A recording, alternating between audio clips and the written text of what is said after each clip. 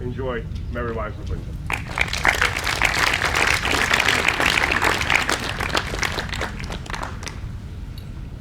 Sir, you persuade me not. I will make a Star Chamber matter of it. If he were 20 Sir John Falstaffs, he shall not abuse Robert Shallow Esquire. In the county of Gloucester, justice of peace and quorum. I, cousin, and Custalorum. I, and Ratolorum too, and a gentleman born, Master Parson, who writes himself Armigero, in any bill, warrant, quittance, or obligation. Armigero. I, that I do and have done any time these 300 years. All his successors, gone before him, hath done it, and all his ancestors, that come after him, may. They may give the dozen white luces in their coat. Is an old coat. The dozen white lasses do become an old coat. Well, it agrees well passant. It is a familiar beast to man and signifies love. The loose is the fresh fish, the salt fish is an old coat. I may quarter cause. You may by marrying. It is marring indeed if he quarter it. Not to wit. Yes, Fire Lady. If he has a quarter of your coat, there's but 3 skirts left for yourself, in my simple conjectures. But that is all one. If Sir John Falstaff have committed disparagement unto you, I am of the church, and will be glad to do my benevolence, to make atonements and compromises between you. The council shall hear this. It is a riot. It is not meet that the council shall hear a riot. There is no fear of heaven in a riot. The council, look you, shall desire to hear the fear of heaven, and not to hear a riot. Take your vizaments in that. On my life, if I were young again, the sword shall end it. It is better that friends is the sword, and end it. And there is also another device in my brain, which peradventure brings good discussions with it. There is Anne Page, which is daughter to Master George Page, which is pretty virginity. Mistress Anne Page. She has brown hair and speaks small like a woman. It is that fairy person for all the earl, as just as you will desire, and 700 pounds of money, and gold and silver, is her grandsire upon his deathbed, heaven delivered to a joyful resurrections, give, when she is able to overtake 17 years old. It were a good motion if we leave our pribbles and pravels, and desire a marriage between Master Abraham and Mistress Anne Page. Did her grandsire leave her 700 pounds? Aye, and her father is made her a pet a penny. I know the young gentleman. She has good gifts. 700 pounds and possibilities is good gifts. Well, let us see honest Master Page. Is Falstaff there? Shall I tell you a lie? I do despise a liar, as I despise one that is false. Or as I despise one that is not true. The knight Sir John is there, and I beseech you, be ruled by your well-willers. I will beat the door for Master Page. What ho! Heaven bless your house here. Who's there? Here's Heaven's blessing and your friend, and Justice Shallow, and here young Master Slender, that peradventure shall tell you another tale, as matters grow to your likings. I am glad to see your worships well. I thank you for my venison, Master Shallow. Master Page, it is good to see you. Much good do it to your good heart. I wish your venison better, it was ill killed. And how doth good Mistress Page? And I always thank you with my heart, with my heart. Sir, I thank you. Sir, I thank you. By yea, no, I do. I am glad to see you, good Master Slender. How does your fellow greyhound, sir? I heard say he was outrun on Cutsall. It could not be judged, sir. You'll not confess? You'll not confess? That he will not. 'Tis your fault. 'Tis your fault. 'Tis a good dog. A curb, sir. Sir, he is a good dog and a fair dog. Can it be more said? He is both good and fair. Is Sir John Falstaff here? Sir, he is within, and I would I could do a good office between you. It is spoke as Christians ought to speak. He hath wronged me, Master Page. Sir, he doth in some sort confess it. If it be confessed, it is not redressed. Is not that so, Master Page? He hath wronged me. Indeed he hath, at a word he hath. Believe me, Robert Shallow Esquire saith he is wronged. Here comes Sir John. How, Master Shallow? You complain of me to the king. Knight, you have beaten my men, killed my deer, and broke open my lodge. But not kissed your keeper's daughter. Tut a pin shall be answered. I will answer it straight. I have done all this. That is now answered. The council shall hear this. 'Twere better for you if we're known in council. You'll be laughed at. Hark a word, Sir John. Good words. Good words. Good cabbage. Slender, I broke your head. What matter have you against me? Marry, sir, I have matter in my head against you, and against your coney-catching rascals. Bardolph, Nym, and Pistol. They carried me to the tavern, and made me drunk, and afterward picked my pocket. You Banbury cheese! Aye, it is no matter. How now, Mephistopheles? Aye, it is no matter. Slice, I say. Palka palka slice. That's my humor. We're simple. Can you tell, cousin? Peace, I pray you. Now let us understand. There's 3 umpires in this matter, as I understand. That is Master Page, Fidelicet Master Page. And there is myself, Fidelicet myself. And the 3 party is, lastly and finally, mine host of the garden. We 3 to hear it, and ended between them. Very good. I will make a brief of it in my notebook. And we will afterwards irk upon a cause with as great discreetly as we can. Pistol! He hears with ears. The devil in his tam! What phrase is this? He hears with ears. Why, it is affectations.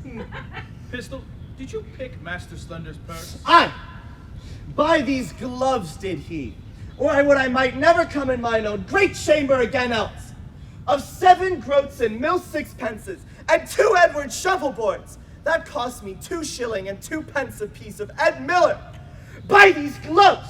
Is this true, Pistol? No, it is false, if it is a big purse.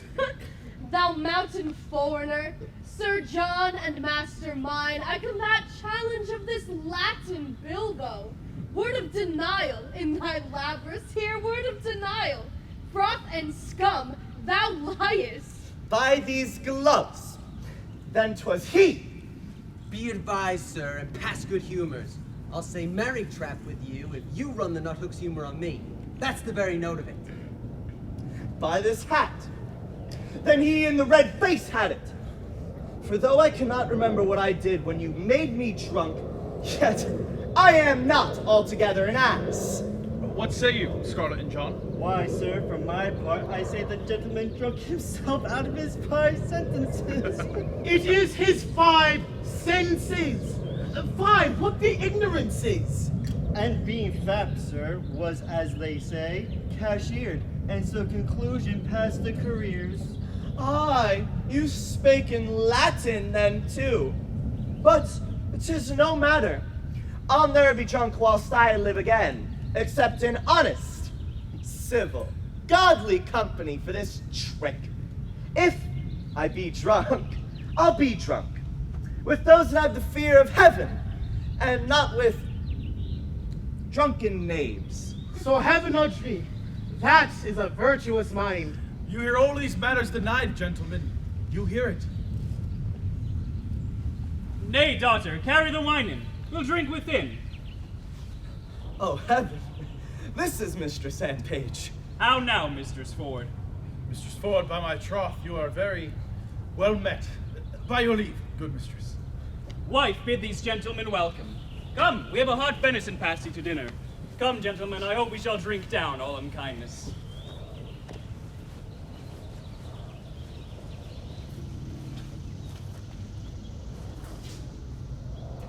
I had rather than 40 shillings on my book of songs and sonnets here.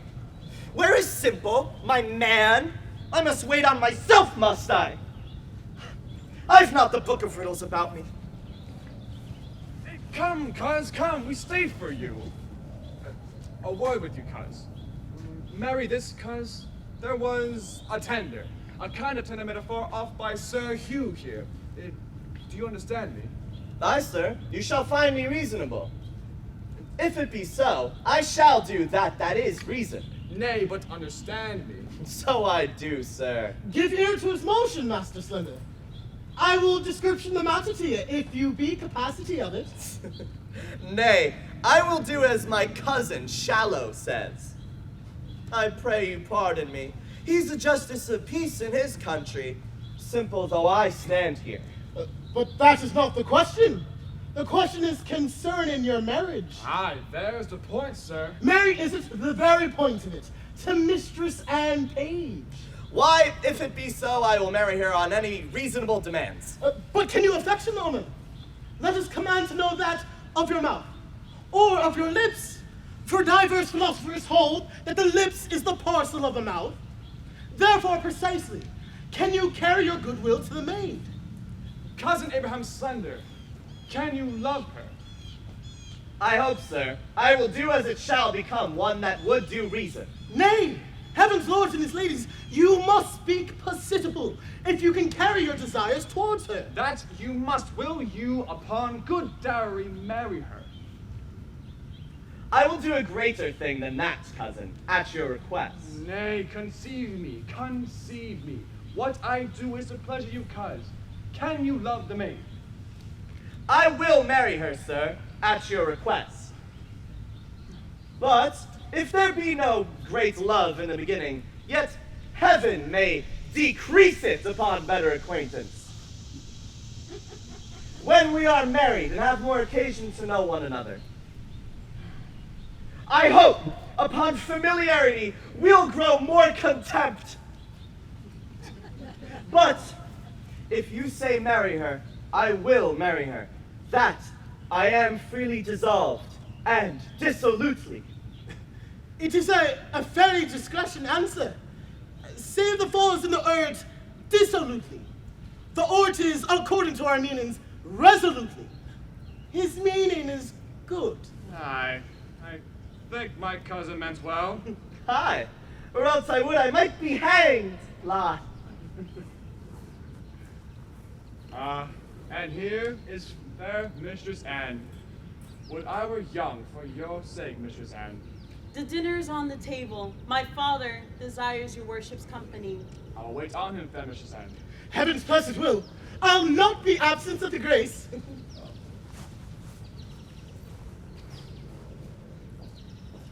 Wilt please your worship to come in, sir? No, I thank you forsooth very heartily. I am very well. The dinner attends you, sir. Oh, I'm not hungry. I thank you forsooth. I may not go in without your worship, sir. They will not sit till you come. Faith, I'll eat nothing. I thank you as much as though I did. I pray you, sir, walk in. I had rather walk here. I thank you.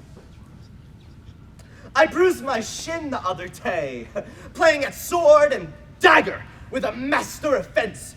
3 venues for a dish of stewed prunes. And by my troth, I cannot abide the smell of hot meat since. Why do your dogs bark so? Be there bears in the town? I think there are, sir. I heard them talked of. I love the sport well, but I shall as soon quarrel at it as any man in England. You are afraid if you see the wild bear loose, are you not? Aye, indeed, sir. That's meat and drink to me now. I've seen Sackerson loose 20 times and have taken him by the chain. But I warrant you, the women have so cried and shrieked at it that it passed. For women indeed cannot abide them. They're very ill-favored, rough things. Come, gentle Master Slender, come, we stayed for you. I'll eat nothing, sir. By cock and pie, you shall not choose. Come, come. Nay, pray you, lead the way. Come on, sir. Mistress Anne, yourself shall go first. Not I, sir. Pray you keep on.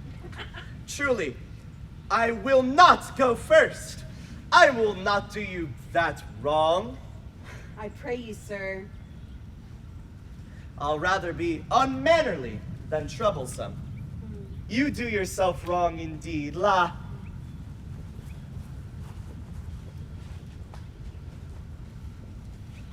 And the letter is to desire and require her, to solicit your master's desires to Mistress Anne Page.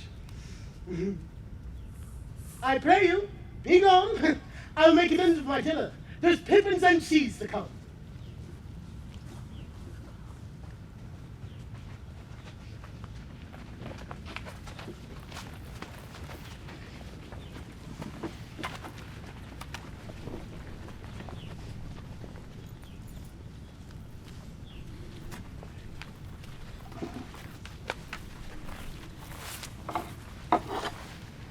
Mine host of the Garter. What says my bully rook? Speaks scholarly and wisely.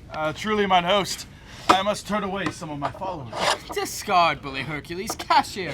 Let them wag trot-trot. I sit at £10 a week. Thou art an emperor, Caesar, Kaiser, Vizier.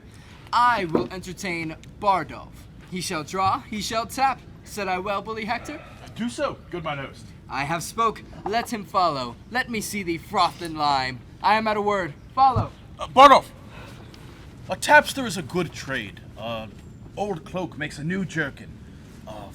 Fresh tapster, a withered serving man. Go, adieu. It's a life I've desired. I will thrive. Oh, base Hungarian wight, wilt thou the spigot wield? He was gotten in drink. Is not the humor conceded? I'm glad I'm so quit of this tinderbox. His thefts were too open. His filching was like an unskillful singer. He kept not time. The good humor is to steal at a minute's rest. Convey, the wise to call. Steal? Foh, a fickle for the phrase. Well, sirs, I'm almost out at heels. Why then let kibes ensue? There is no remedy. I must coney catch. I must shift. Young ravens must have food. Which of you know Ford of this town? I ken the wight. He is of substance good.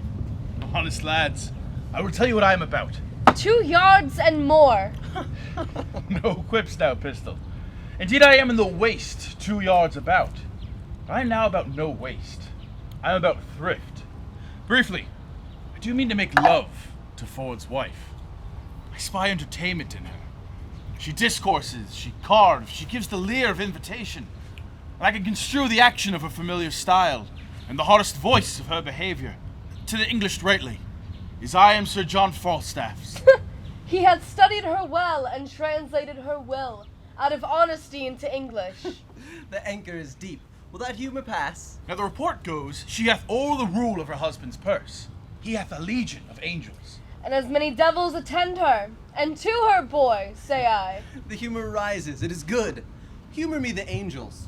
I've writ me here a letter to her, and another to Page's wife, who even now gave me good eyes too. Looked over my parts with such judicious wee odds. Sometimes the beam of her view gilded my foot, and sometimes my portly belly. Then did the sun on Dunghill shine. I thank thee for that humor. Oh, she did so course o'er my exteriors with such a greedy intention, that the appetite of her eye did seem to scorch me up like a burning glass. I writ me here a letter to her. She holds the purse too. She is a regent in Guyana, all gold and bounty. I will be cheaters to them both, and they shall be exchequers to me. They shall be my East and West Indies, and I will trade to them both. Go, bear thou this letter to Mistress Page, and thou this to Mistress Ford. We will thrive, lads. We will thrive. Shall I, Sir Pandarus of Troy, become and by my side wear steel? Then Lucifer take all. I'll run no base humor. Here, take the humored letter. I'll keep the behavior of reputation. Hold, sirrah, bear you these letters tightly. Sail like my pittance to these golden shores. Rogues, hence, avaunt.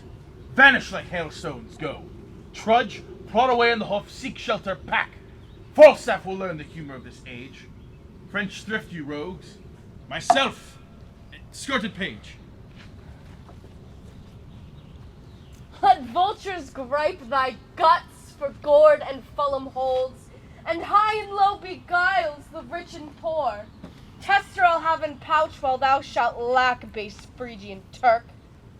I have operations in my head, which be humors of revenge. Wilt thou revenge? By Welkin and her stars. With wit or steel?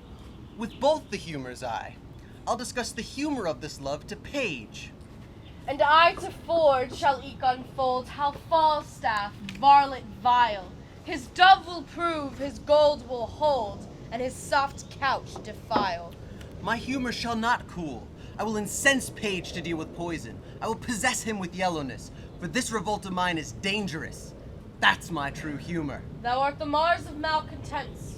I second thee, troop on. What's John Rugby? I pray ye go to the casement and see if you can see my master. Master Dr. Kai is coming. If you do in faith and find anybody in the house, here will be an old abusing of heaven's patience in the king's English.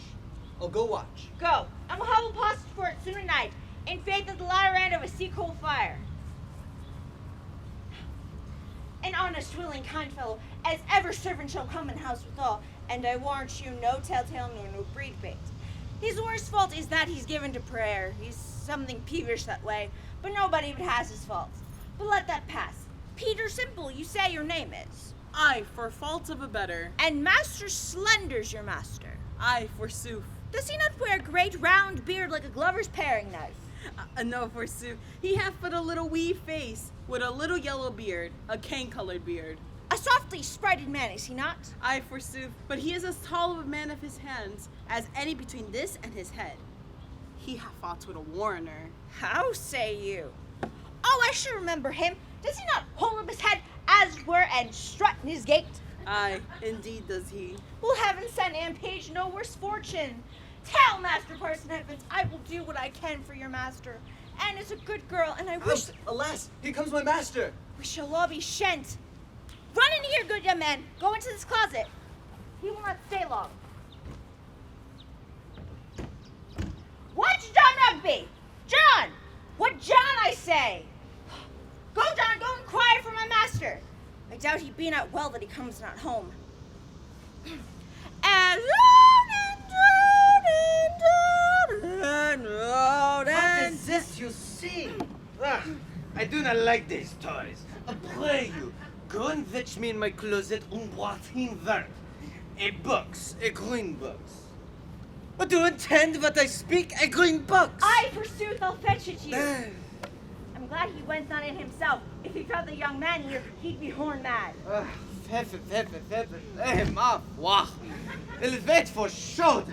Je m'en vais voir la crotte la grande affaire. Is this it, sir? Ah, oui, mettez-le en mon pocket. Dépêche, quickly.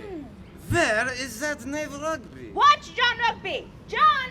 Here, sir. Ah, you are Jean Rugby and you are Jacques Rugby. Come, take your rapier and follow my heel to the court. 'Tis ready, sir, here in the porch. Oh, by my throat, I tarry too long. Oh, it's me que j'ai oublié. There is some simples in my closet that I will not for the world I shall leave behind. I mean, he'll find the young man here and be mad.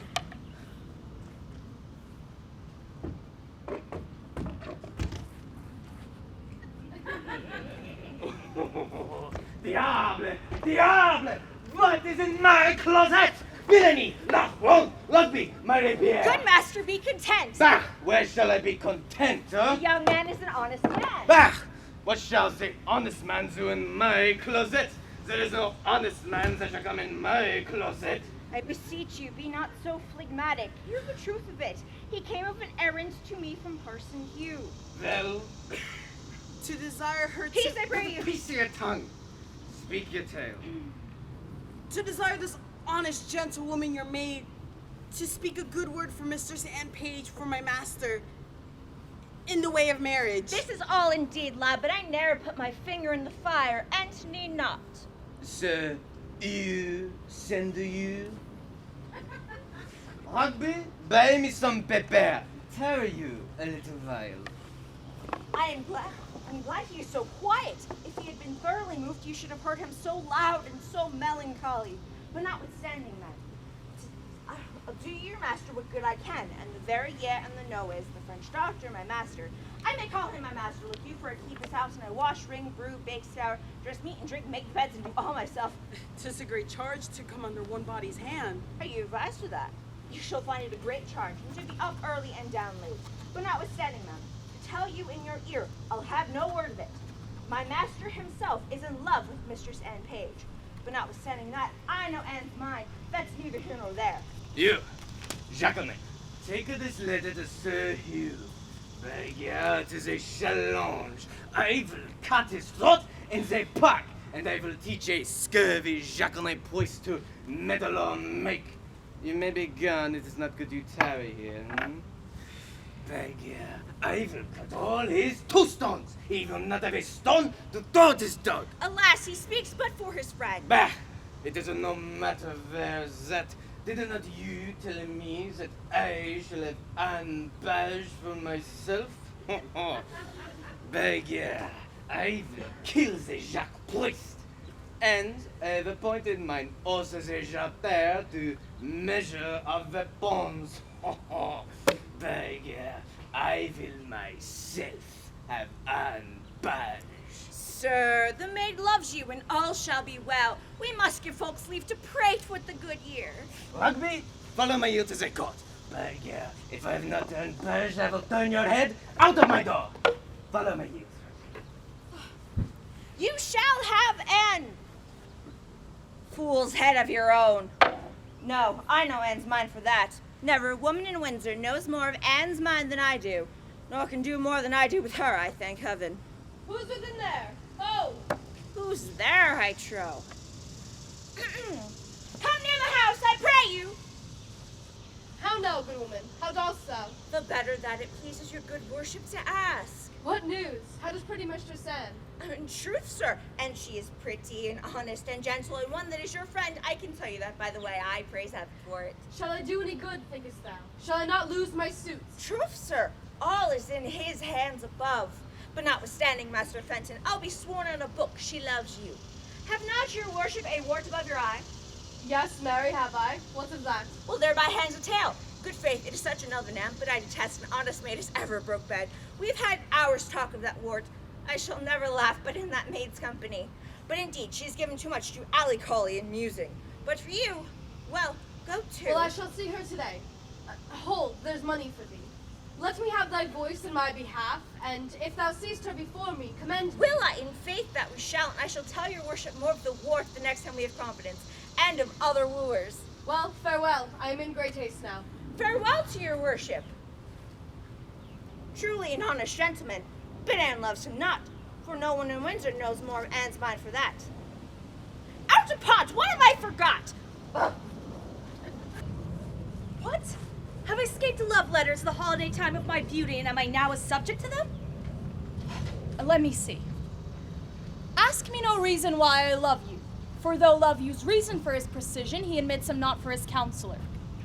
You are not young. No more am I, go to then their sympathy.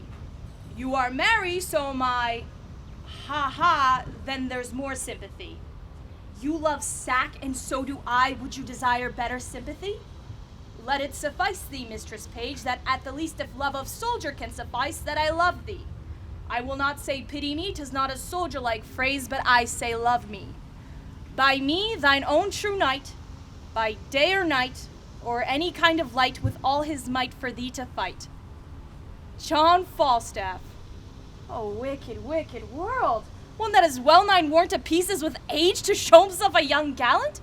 What an unweighed behavior hath this Flemish drunkard picked with the devil's name that he dares in this manner assay me? Why, he hath not been thrice in my company. What should I say to him? I was then fruitful of my mirth, heaven forgive me. Well, I'll exhibit a bill in Parliament for the putting down of men. How shall I be revenged on him? For revenged I will be, as sure as his guts are made out of puddings. Mistress Page, trust me, I was going to your house. And trust me, I was coming to you. You look very ill. Nay, I'll ne'er believe that. I have to show to the contrary. Faith, but you do in my mind. Well, I do then. Yet I say I could show you to the contrary. Oh, Mistress Page, give me some counsel. What's the matter, woman? Oh, woman, if it were not for one trifling respect, I could come to such honor. Well, hang the trifle, woman. Take the honor. What is it? Dispense with trifles. What is it? If I would but go to hell for an eternal moment or so, I could be knighted. What? Thou liest. Sir Alice Ford. These knights will hack, and so thou shouldest not alter the article of thy gentry. We burn daylight. Here, read, read. Perceive how I might be knighted. I shall think the worst of fat men as long as I have eye to make difference of men's liking. and yet he would not swear, praised woman's modesty, and gave such orderly and well-behaved reproof to all uncomeliness, that I would have sworn his disposition would have gone to the truth of its words. But they do no more adhere, and keep place together than the 100 psalms to the tune of green sleeves. What tempests I trow through this whale, with so many tons of oil in his belly ashore at Windsor? How shall I be revenged on him? I think the best way were to entertain him with hope, till the wicked fire of lust have melted him in his own grease. Did you ever hear the like? Letter for letter, but that the name of Page and Ford differs. To thy great comfort in this mystery of ill opinions, here's the twin brother of thy letter. But let thine inherit first, for I protest mine never shall. I warrant he hath 1,000 of those letters, writ with blank space for different names. Sure, more, and these are of the second edition. He will print them out of doubt, for he cares not what he puts into the press when he would put us to. I'd rather be a giantess and lie under Mount Pelion. Well, I will find you 20 lascivious turtles ere one chaste man. Why, this is the very same, the very hand, the very words. What doth he think of us? Nay, I know not. It almost makes me ready to wrangle with mine own honesty. I'll entertain myself like one that I'm not acquainted withal, for sure. Unless he knows some strain in me that I know not myself, he would have never boarded me in this fury. Boarding, call you it. I'll be sure to keep him above deck. So will I. If he come under my hatches, I'll never to see again. Let's be revenged on him. Let's appoint him a meeting, give him a show of comfort in his suit, and lead him on with fine baited delay till he hath pawned his horses to mine host of the Garter. Nay, I will consent to act any villainy against him that may not sully the chariness of our honesty. Or that my husband saw this letter. It would give eternal food to his jealousy. Oh, why, look where he comes.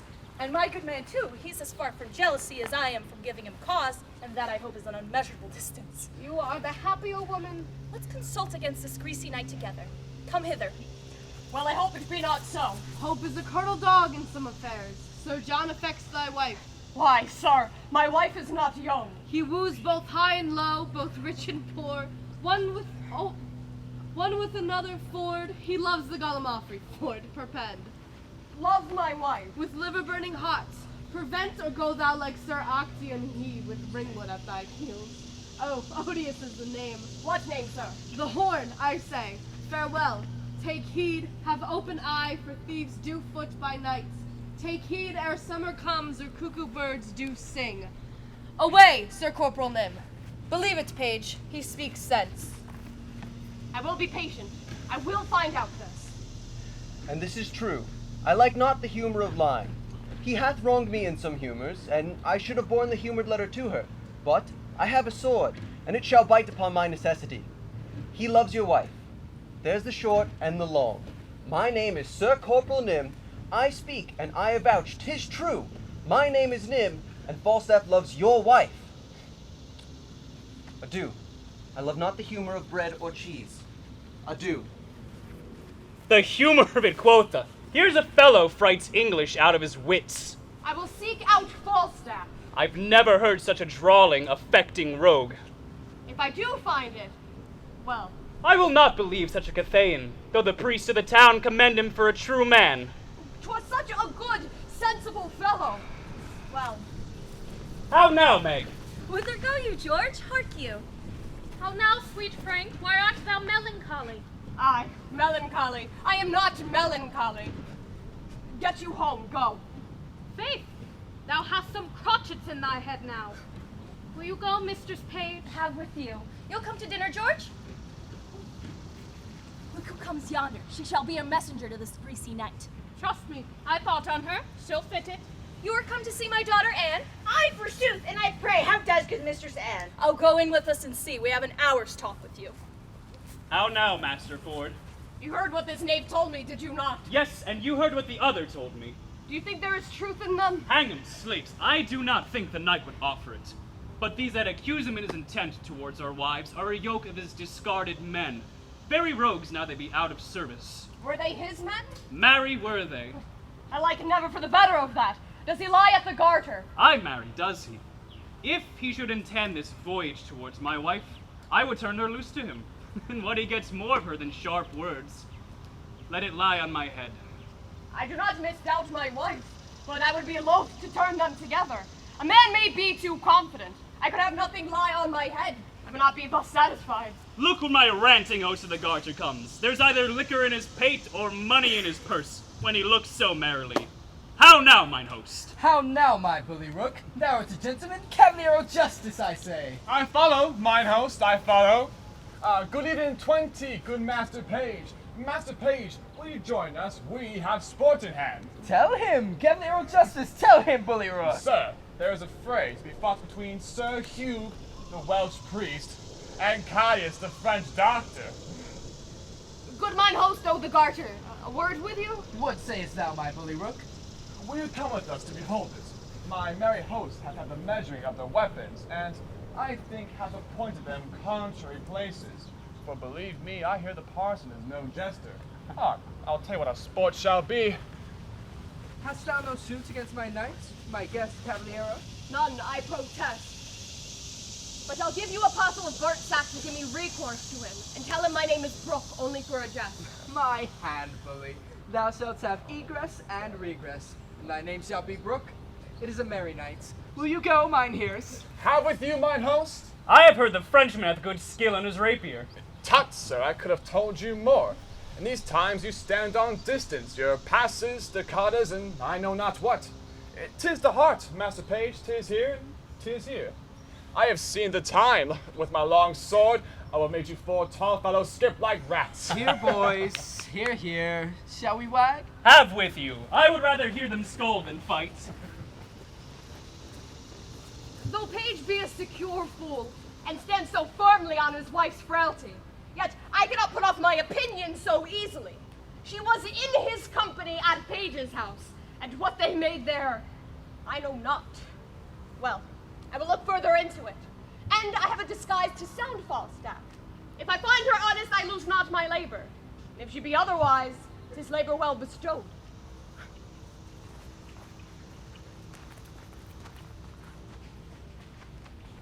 I will not lend thee a penny.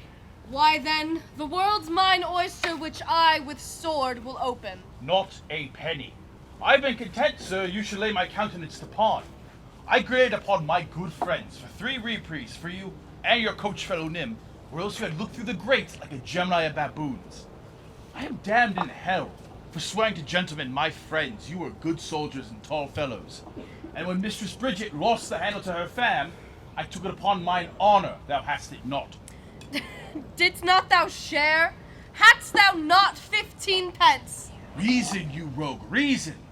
Thinkest thou all in danger of my soul gratis? At a word, hang no more about me.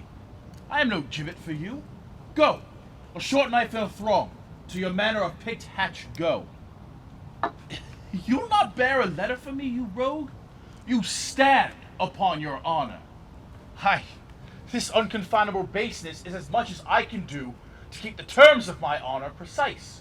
I myself sometimes leave the fear of heaven on the left hand, and hide mine honor in my necessity, and feign to shuffle, to hedge, and to lurch, and yet you, rogue, will ensconce your rags, your catamountain looks, your red lattice phrases, and your bold beating oaths, under the shelter of your honor. You will not do it. You! I do relent. What would thou more of man? Sir, here's a woman who would speak with you. Let her approach.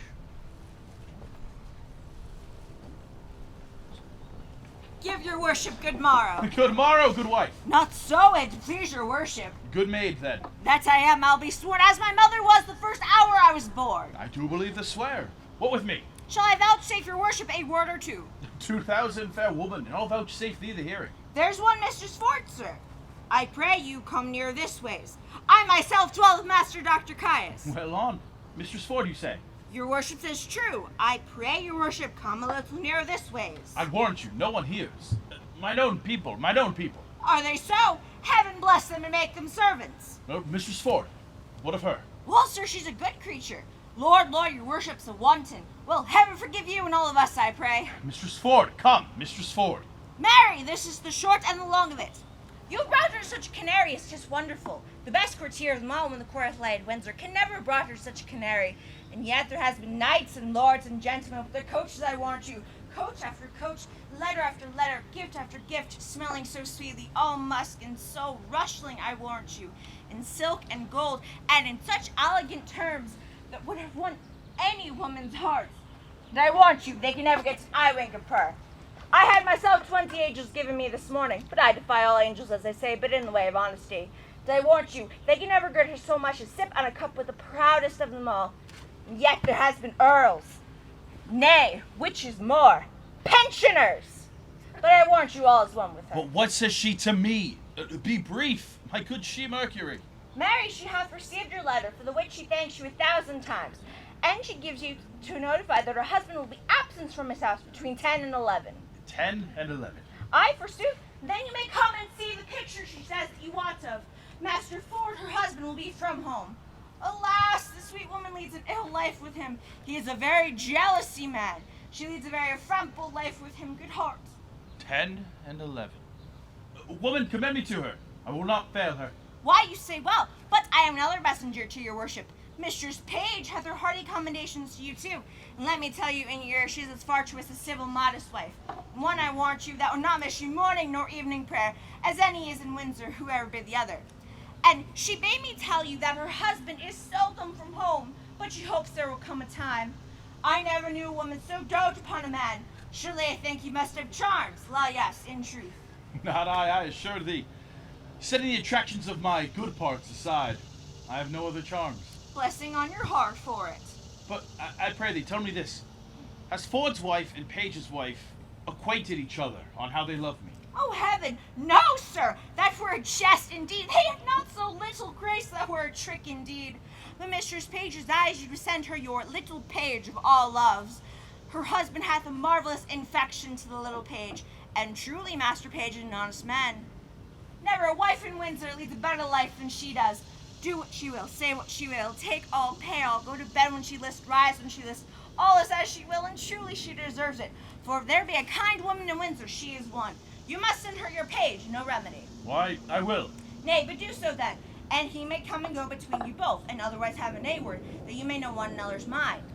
And the boy never need to understand anything, for 'tis not good that children should know any wickedness. Old folks should have discretion, as they say, and know the world. Fare thee well. Commend me to them both. Here is my purse. I am yet thy debtor. Boy, go along with this woman. This news distracts me.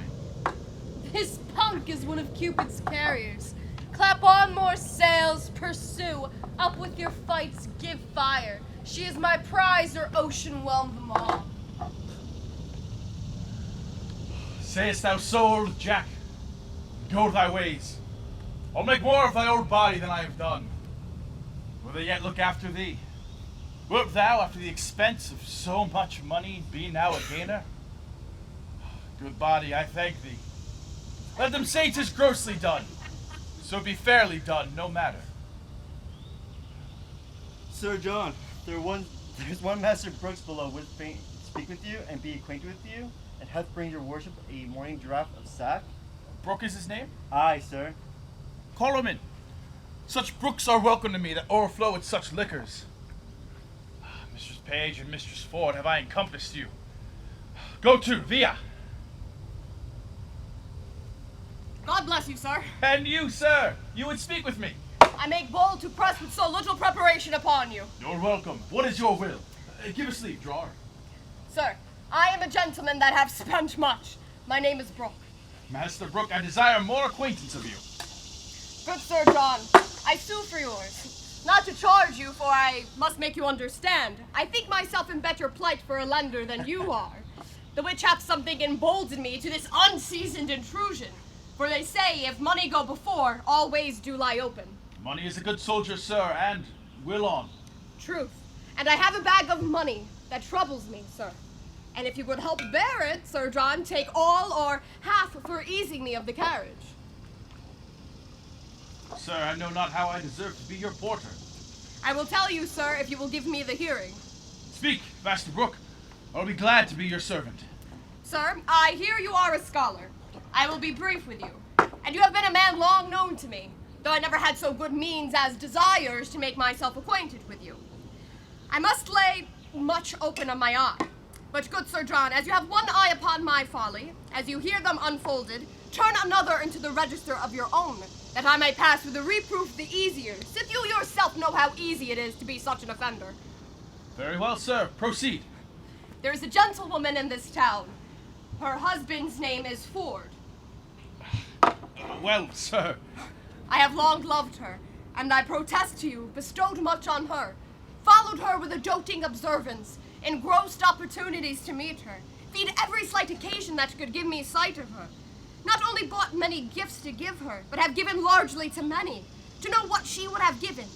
Briefly, I have pursued her love as love hath pursued me, which hath been on the wing of all occasions.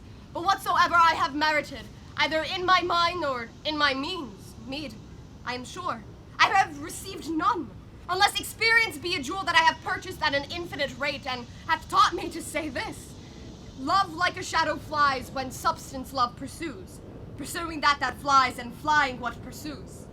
Have you received no promise of satisfaction at her hands? Never. Have you importuned her to such a purpose? Never. Of what quality is your love, then? Like a fair house built on another man's ground, so that I have lost my edifice by mistaking the place I erected it. To what purpose have you unfolded this to me? When I told you that, I have told you all. Some say that though she appear honest to me, yet in other places she enlargeth her mirth so far that there is shrewd construction made of her. Now, Sir John, here is the heart of my purpose. You are a gentleman, of excellent breeding, admirable discourse, of great admittance, authentic in your place and person, generally allowed for your many warlike, court-like, and learned preparation. Oh, sir. Believe it, for you know it. There is money. Spend it. Spend it. Spend all I have. Only give me so much of your time in exchange of it, as to lay an amiable siege on this Ford's wife. Use your art of wooing. Win her to consent to you. If any man may, you may as soon as any. Would it apply well to the vehemency of your affection, and I should win what you would enjoy? Oh, understand my drift. She dwells so securely on the excellency of her honor, that the folly of my soul dares not present itself. She is too bright to be looked against. Now could come with any detection in my hand, my desires had instance and argument to commend themselves. I could drive her them from the ward of her purity, her reputation, her marriage vow, and 1,000 other her defenses, which are now too strongly embattled against me.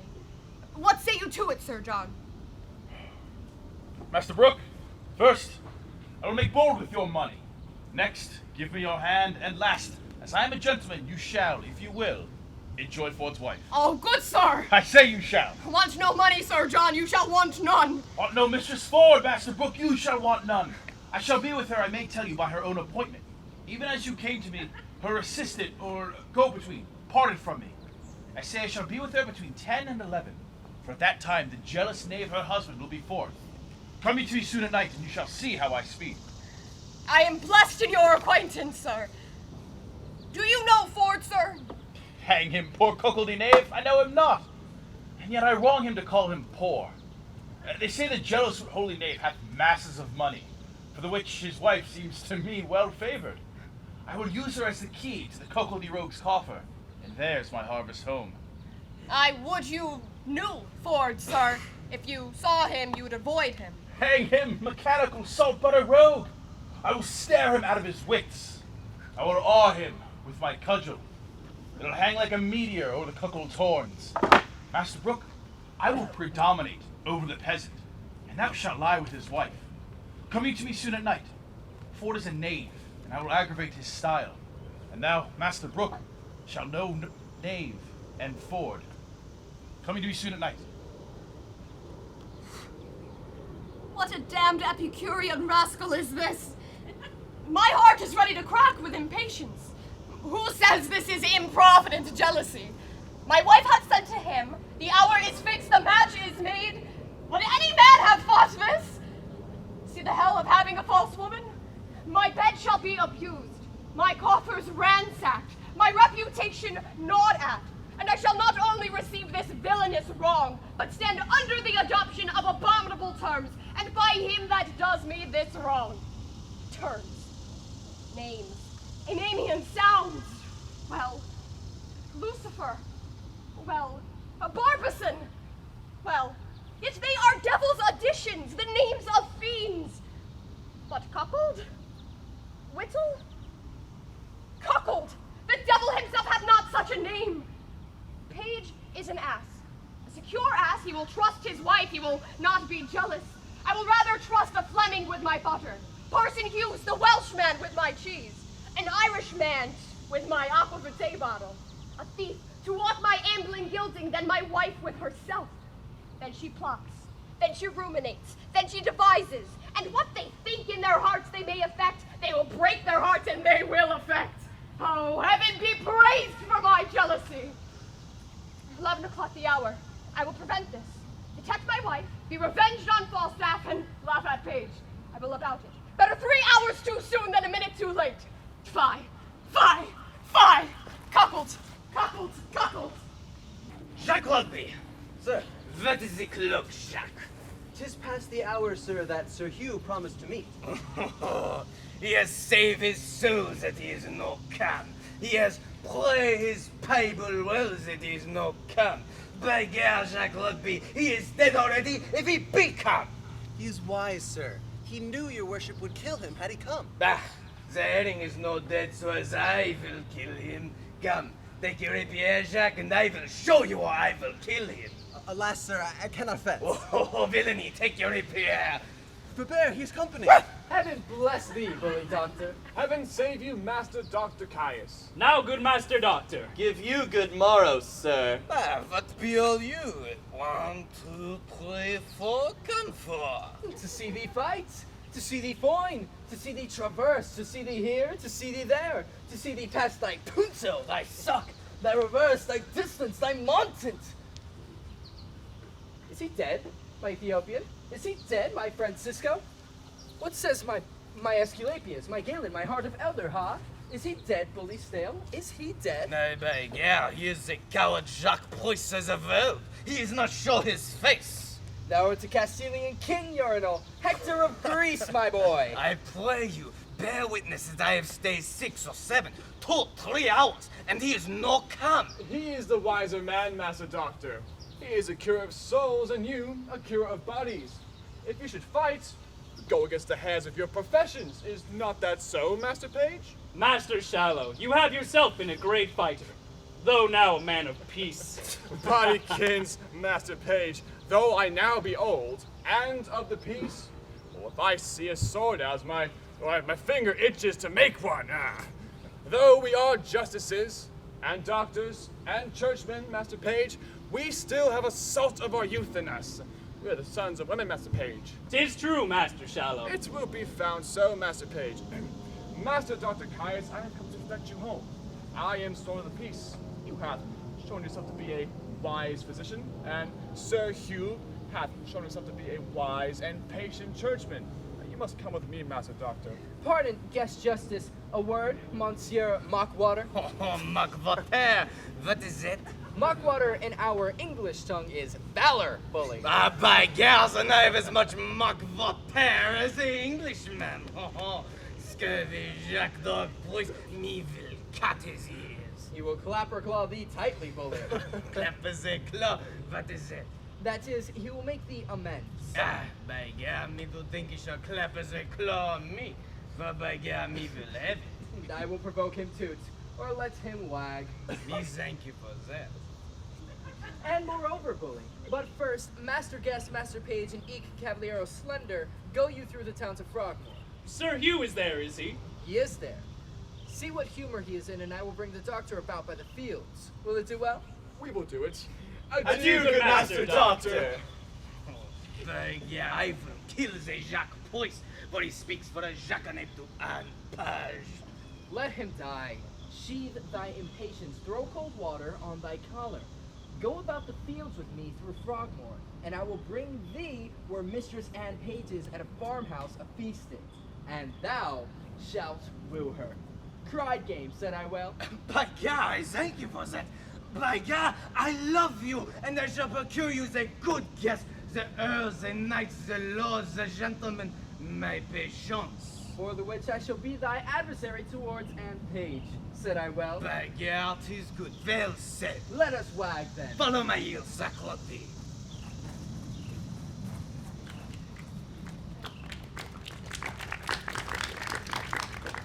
I pray you now, good Master Slender's servantman and friend Simple by your name, which way have you looked for Master Caius, that calls himself Dr. Physic?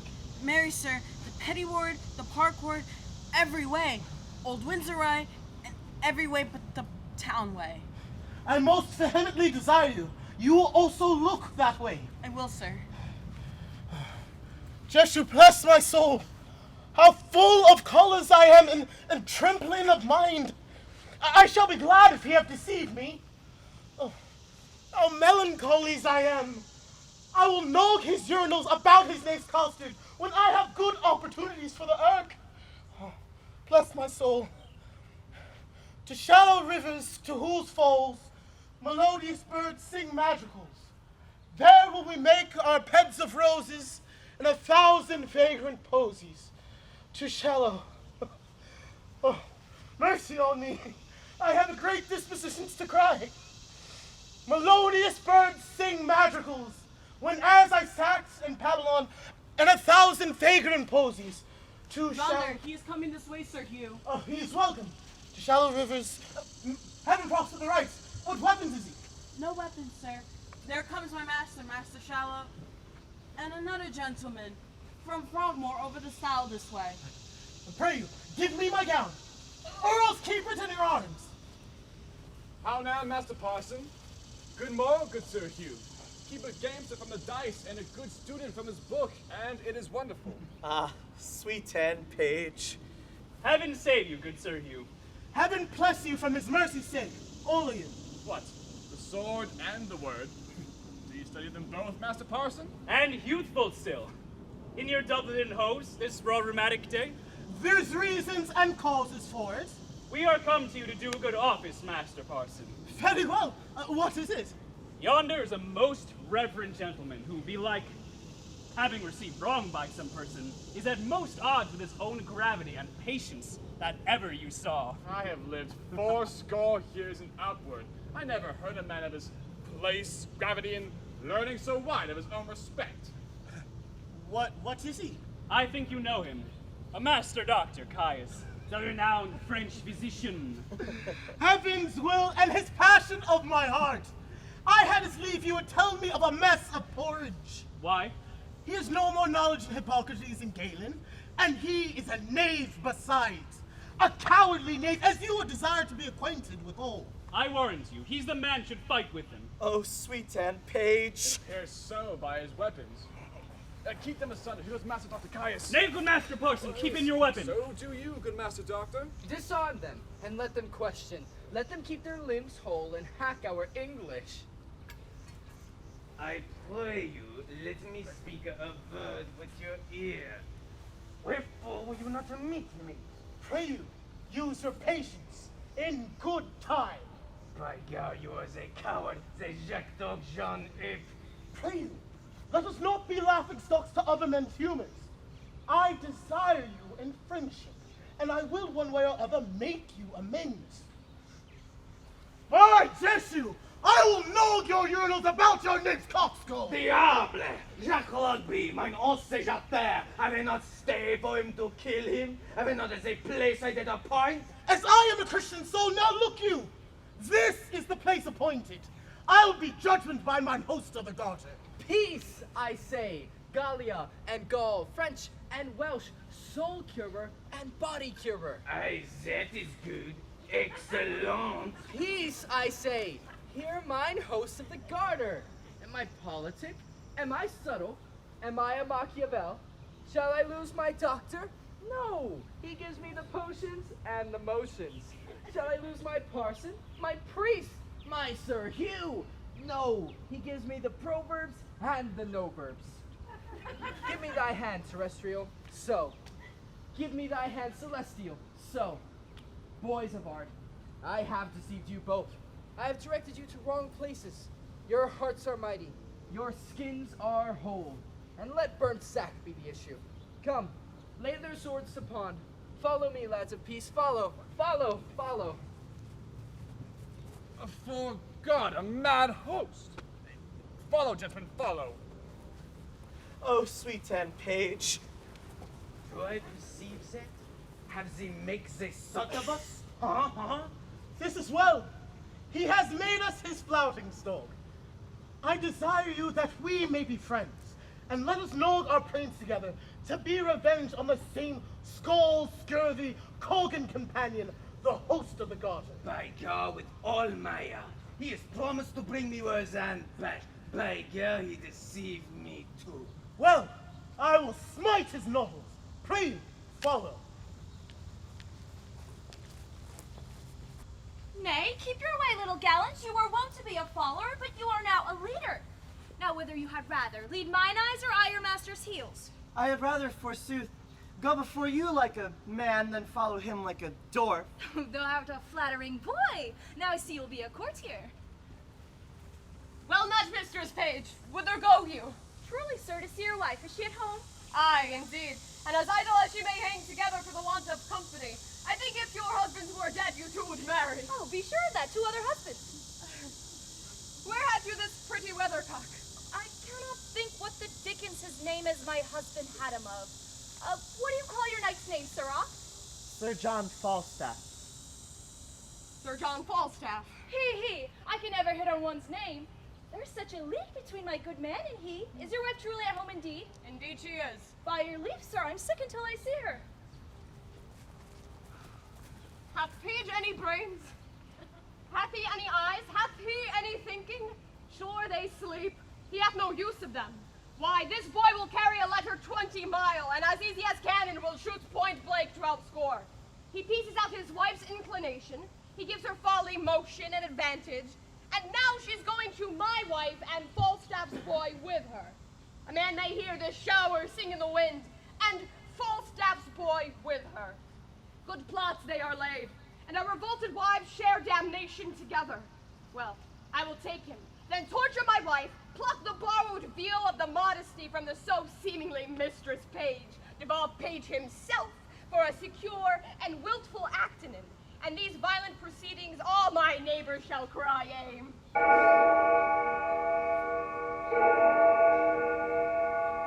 The clock gives me my cue, and my assurance bids me search. There I shall find Falstaff. I shall be rather praised for than mocked, for it is as positive as the earth firm is flat. Falstaff is there. I will go. Well met, Master Ford! Trust me, a good knot. I have good cheer at home, and I pray you all come with me. I must excuse myself, Master Ford. And so must I, sir. We have appointed to dine with Mistress Anne Page, and I'll not break with her for more money than I'll speak of. We have lingered about a match between Anne Page and my cousin Slender, and this day we shall have our answer. I hope I have your goodwill, Father Page. You have, Master Slender. I stand wholly for you. But my wife, Master Doctor, is for you altogether. Aye, by yeah, and the maid is a love of me. My nurse quickly tells me so much. What say you to Master Fenton? He capers, he dances, he writes verses, he has eyes of youth, he speaks holiday, he smells April and May. He will carry it, he will carry it. 'Tis in his buttons, he will carry it. Not by my consent, I promise you. The gentleman is of no having. He kept company with the wild prince and points. He's of too high a region, he knows too much. No, he shall not knit a knot in his fortunes with the finger of my substance. If he take her, let him take her simply. The wealth I have waits on my consent, and my consent goes not that way. I beseech you heartily. Some of you come home with me to dinner. Besides your cheer, I will show you a monster. Master Doctor, you shall go, and so shall you, Master Page, and you, Sir Hugh. Well, fare you well. We shall have the freer wooing at Master Page's. Go home, Jean, we are coming. Farewell, my hearts. I will to my honest knight Falstaff and drink canary with him. I think I should drink pipe wine with him and make him dance first. Will you go, gentles? Have with you to see this monster.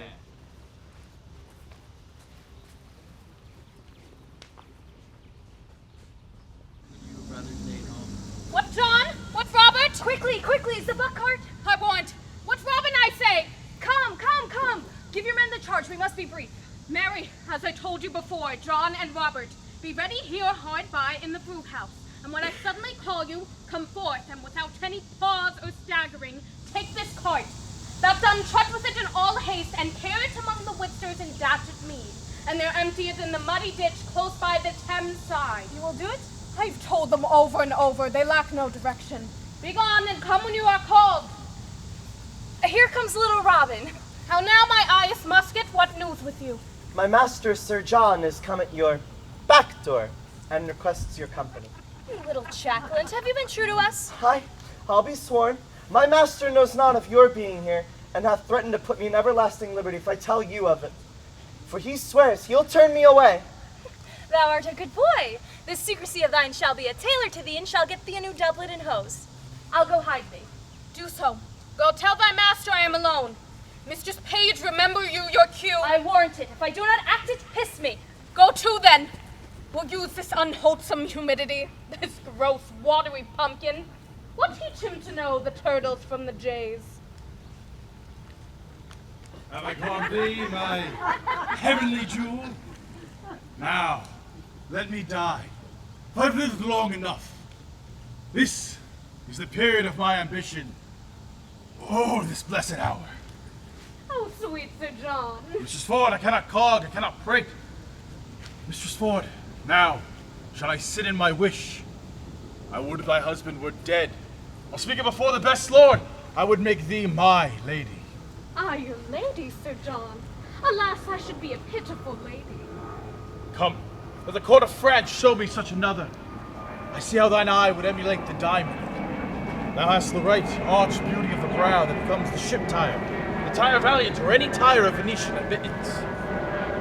Plain kerchief, Sir John. My brows become nothing else, nor that well neither. By the Lord, thou art a traitor to say so. Thou wouldst make an absolute courtier. And the firm fixture of thy foot, it gives an excellent motion to thy gait, in a semicircle farthingale. I see what thou wert if fortune thy foe were not, nature thy friend. Come, thou canst not hide it.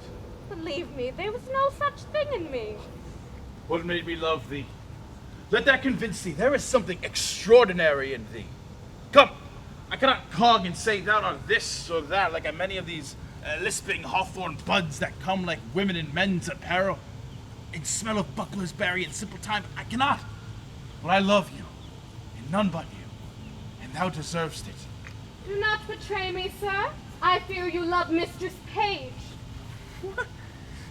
Thou mightst as well say I love to walk by the counter gate, which is as hateful to me as the reek of a lime kiln. Well, heaven knows how I love you, and you shall one day find it. Keep in that mind, I'll deserve it. Nay, I must tell you so you do, or else I could not be in that mind. Mistress Ford! Mistress Ford! Here's Mistress Page. She's at the door, sweating and blowing and looking wildly, and would need to speak with you presently. She shall not see me. I'll ensconce me behind the arras. Pray you do so. She's a very tattling woman. What's the matter? How now? Oh, Mistress Ford! What have you done? You're shamed! You're overthrown! You're undone forever! What's the matter, good Mistress Page? Oh, well a day, Mistress Ford, having an honest man to your husband to give him such cause of suspicion. What cause of suspicion? What cause of suspicion out upon you, how he mistooken you? Why, lass, what's the matter? Your husband's coming hither, woman, with all the officers in Windsor to search for a gentleman that he says is here now in the house by your consent to take ill advantage of his absence. You are undone. 'Tis not so, I hope. Well, pray heaven it be not so that you have such a man here, but 'tis most certain your husband's coming with half Windsor at his heels. I come before to tell you, if you know yourself clear, why I am glad of it. But if you do have such a friend here, convey him out. Be not amazed, call all your senses to you, or bid farewell to your good life forever. What shall I do? There is a gentleman, my dear friend, and I fear not mine own peril so much as his shame. Oh, I'd rather 1,000 pounds you were out of the house. For shame! Never stand you had rather and you had rather. Bethink you of some conveyance, your husband's here at hand. In the house you cannot hide him. Look, a cart! If he be of some reasonable stature, he may creep up in there and throw foul linen upon him as if it were going to bucking, or it is whiting time. Send your 2 men by Datchet Mead. He's too big to go in there. What shall I do? Let me cease. Oh, let me cease. I'll in. Follow your friend's counsel. I'll in. What? Sir John Falstaff, are these your letters, knight? I love thee, and none but thee. Help me away. Let me creep in here. Help to cover your master, boy. Call your men, Mistress Ford, you dissembling knight. What, John? Robert? John? Go, take up these clothes here, quickly. Where's the cowstaff? Look how you drumble. Take them to the laundress in Datchet Mead. Quickly, come. Pray you come near. If I suspect without cause, why, then make sport at me. Let me be your jest, I deserve it. How now, whither you bear this? To the laundress, forsooth. Why, what have you to do whether they bear it? You had best meddle with buck washing. Buck? Buck? I could wash myself of the buck. Buckeye, I warrant you, Buck, and of the season too it shall appear. Gentlemen, I have dreamed tonight. I'll tell you my dream. Here are my keys. Ascend my chamber. Search, seek, find out.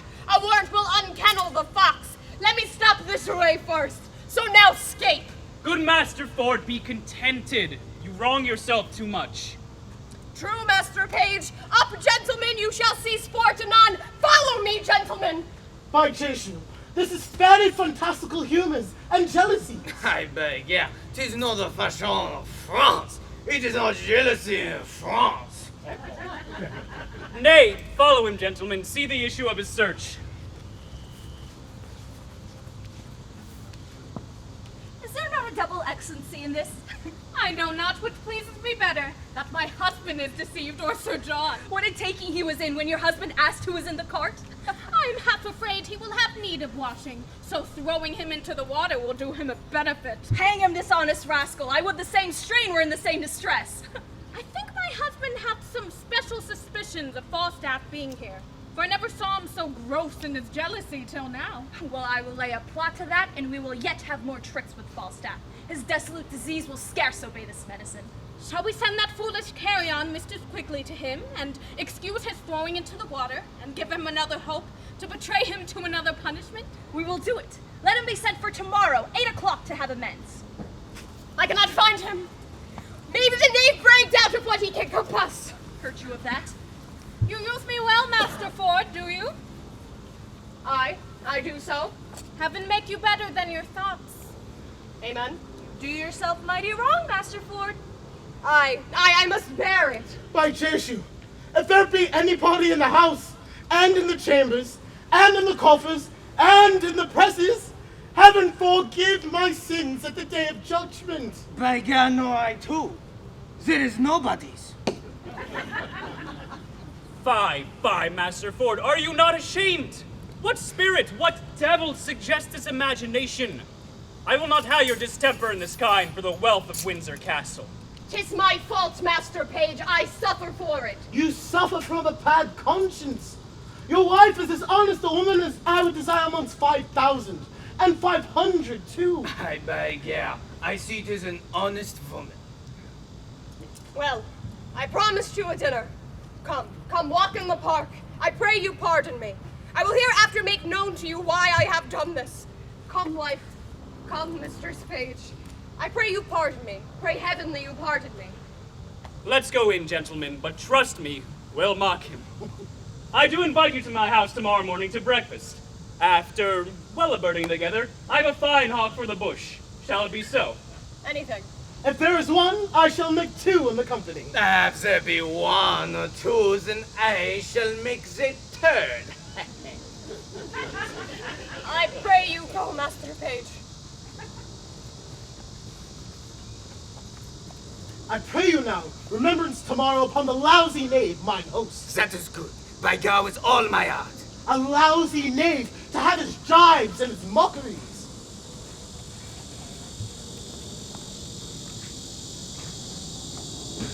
I see I can no longer get thy father's love. Therefore, no more turn me to him, sweet Ned. Alas, how then? Why, thou must be thyself.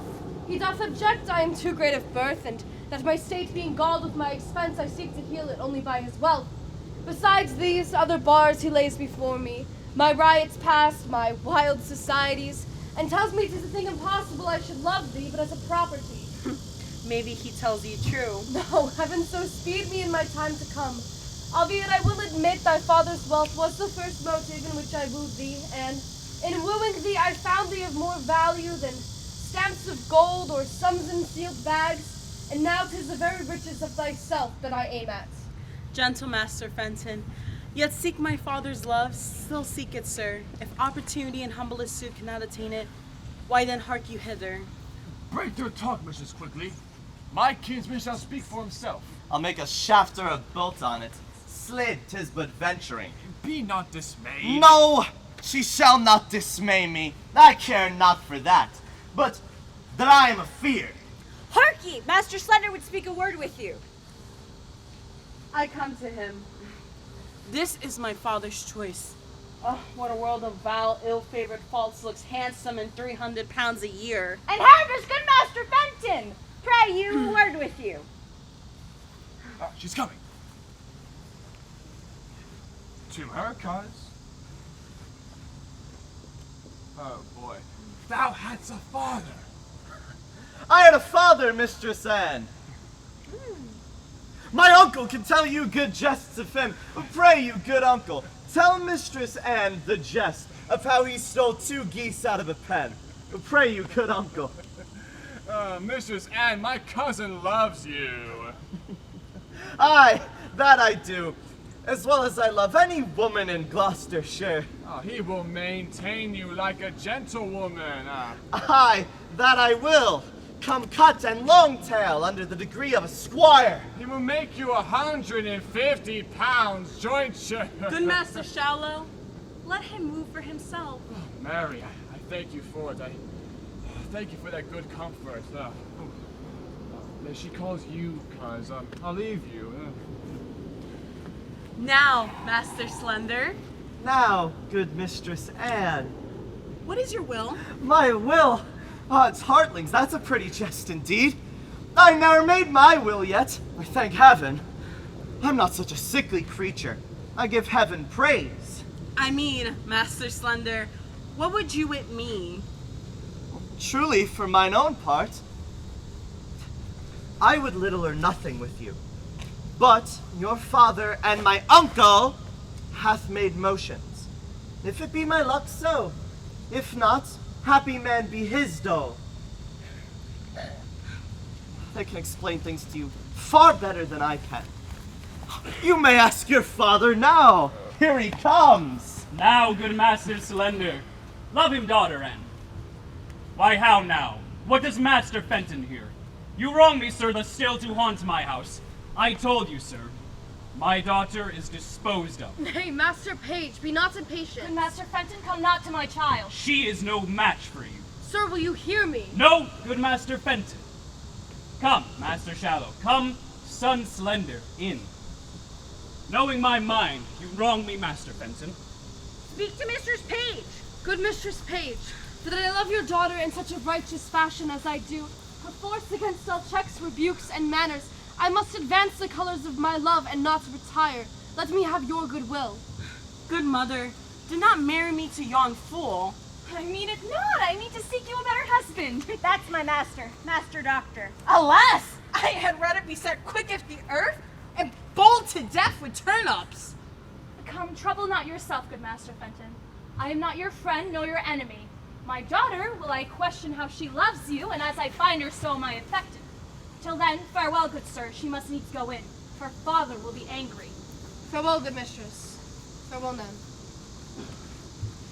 This is my doing now. Nay, said I, will you cast your child upon a fool, a physician? Look on Master Fenton, this is my doing. I thank thee, and I pray thee once tonight to give my sweet Nan this ring. And there's for thy pains. Heaven send thee good fortune. Kind heart he hath. A woman would run through fire and water for such a kind heart. But I would my master had Mistress Anne Page. Or I would Master Slender had her. Or, in sooth, I would Master Fenton had her. I will do what I can for them all three, for so I have promised, and I'll be as good as my word. But speciously for Master Fenton. Well, I must have another errand to Sir John Falstaff for my 2 mistresses. What a beast am I to slack it! Board off, I say! Here, sir. Go and fetch me a quart of sack. Put a toast in it. Have I lived to be taken in a cart like a barrow of butcher's offal? Or to be thrown into the Thames? If I be served such another trick, I'll have my brains taken out and buttered, and give them to a dog for a New Year's gift. blood, the rogues slighted me in the river with as little remorse as they would have drowned a blind bitch's puppies. 15 in the litter.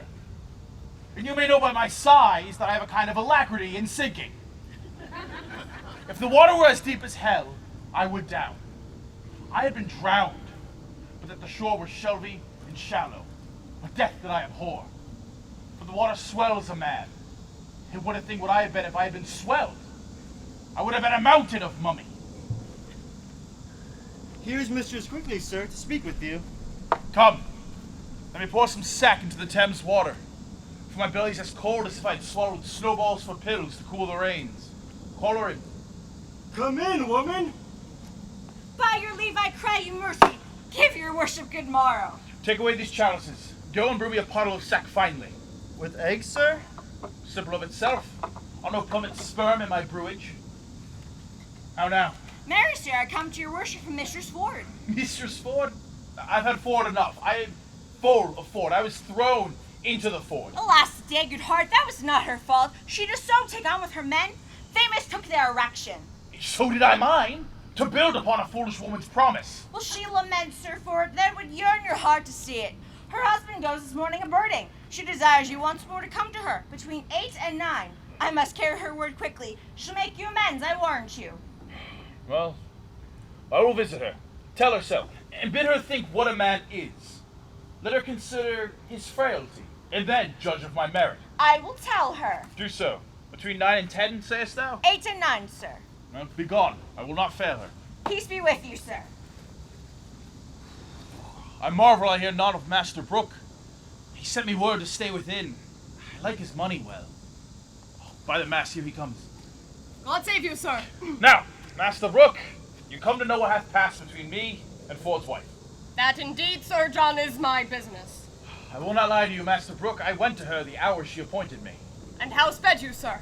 Very ill-favoredly, Master Brook. How so, sir? Did she change her determination? No, Master Brook. But that Peking cornuto, her husband, Master Brook, comes me in the hour of our encounter. After we had embraced, kissed, protested, and, as it were, spoke the prologue of our comedy. And at his heels, a rabble of his companions, thither instigated and provoked by his distemper, and, forsooth, to search his house for his wife's love. What, while you were there? While I was there. And did he search and could not find anything? Hey, as good luck would have it, comes in one Mistress Page, gives intelligence of Ford's approach, and in her invention and Ford's wife's distraction, they conveyed me into a buck cart. A buck cart? By the Lord, a buck cart! Crammed me in with foul shirts and socks, smocks, foul stockings, greasy napkins that, Master Brook, there was the rankest compound of villainous smell that ever offended nostrum. And how long lay you there, sir? Nay, you shall hear what I have suffered to bring this woman to evil for your good. Being thus crammed in the cart, a couple of Ford's knaves, as hinds, were called forth by their mistress to take me, in the name of foul clothes, to Datchet Lane. They pushed me to the door, met the jealous rascally knave their master, who asked them once or twice what they had in the cart. Oh, I quaked for fear lest the lunatic knave had searched it. But fate, ordaining he should be a cuckold, held his hand. And on went he for a search, and away went I for foul clothes. But mark the sequel, Master Brook. I suffered the pangs of 3 several deaths. First, to be detected by a jealous, rotten bellwether. Next, to be compassed like a good bilbo in the circumference of a peck, hilt to point, heel to head. And last, to be stopped in like a strong distillation with stinking clothes that fretted their own grease. Think of that. A man of my kidney. Think of that. A man who is as subject to heat as butter. A man of continual dissolution and thaw. It was a miracle to escape suffocation. And in the height of that bath, after I'd been half stewed in grease like a Dutch dish, to be thrown into the Thames and cooled, glowing hot in that surge like a horseshoe. Think of that, Master Brook. Think of that. In good sadness, sir. I am sorry that for my sake you have suffered all this. My suit then is desperate. You'll undertake her no more? Master Brook, I will be thrown into Etna as I've been into Thames. Ere I will leave her thus. Her husband is this morning gone a-birding. I've received from her another embassy of meeting. 'Twixt 8 and 9 is the hour. 'Tis past 8 already, sir. Is it? I will then address me to my appointment. Come you to me at your convenient leisure, and you shall know how I speed. Adieu. You shall have her, Master Brook. Master Brook, you shall cuckold Ford. Is this a vision? Is this a dream? Master Ford, awake! Awake, Master Ford! There's a whole maid in your best coat, Master Ford. This 'tis to be married, this 'tis to have linen and buckarts. Well, I will proclaim myself what I am. I will now take the lecher. He is at my house. He cannot escape me. 'Tis impossible he should. He cannot creep into a halfpenny purse, nor into a pepper box. But least the devil that guides him should aid him. I will search impossible places. Though what I am I cannot avoid. Yet to be what I would, not shall not what make me tame. If I have horns to make one mad, let the proverb go with me. I'll be horn mad. Is he on Master Ford's already, thinkest thou? Sure he is by this, or will be presently. But indeed, he is very courageous mad about us throwing into the water. Mistress Ford desires you to come suddenly. Oh, I'll be with her by and by. I'll but bring my young man here to school. Look where his master comes now. 'Tis a playing day, I see. How now, Sir Hugh? No school today? No, Master Slithers let the boys leave to play. Heaven's blessing on his heart. Sir Hugh, my husband says my son profits nothing at the world at his book. I pray you, ask him some questions in his accidents. Come hither, William. Hold up your head. Come. Come on, Sirrah, answer your master, hold up your head, and be not afraid. William, how many numbers is in nouns? 2. Truly, I thought there were one number more, because I say odds nouns. Peace your tattling. What is fair, William? Poultry. Polecats? There are fairer things than polecats, sure. You are a very simplicity woman. I pray you, peace. What is lapis, William? A stone. And what is a stone, William? A pebble. No, it is lapis. I pray you remember in your praying. Lapis. That is a good William. What is he, William, that does lend articles? Articles are borrowed of the pronoun, and be thus declined. Singular nominativo, hic, haec, hac. Nominativo, hic, haec, hoc. Pray you, mark. Genitivo huius. Well, what is your accusative case? Accusativo, hic. I pray you have your remembrance, child. Accusative, hing, hang, hog. Hang hog is Latin for bacon, I warrant you. Leave your troubles, woman. William, what is your vocative case? O vocativo, o. Remember, William, vocative is cadet. And that's a good root. Woman, forbear! Peace. William, what is your genitive case, plural? Genitive case? Aye. Genitivo, horum, horum, horum. Vengeance on Jenny's case, fire her! Never name her child if she be a whore! For shame, woman! You do ill to teach a child such words! He teaches him to hick and to hack, which they'll do fast enough themselves, and to call whorum, fie upon you! Woman, art thou lunatics? Hast thou no understandings for thy cases and the numbers of the genders? Thou art as foolish Christian creatures as I would desire. Prithee, hold thy peace. Show me now, William, some declensions of your pronouns. Forsooth, I have forgot. It is key, K, code. If you forget your keys, your Ks, and your codes, you must be preachers. Go your ways and play. Go. He is a better scholar than I thought he was. He is a good sprag memory. Farewell, Mr. Speed. I do, good Sir Hugh. Come, get you home, boy. We stay too long.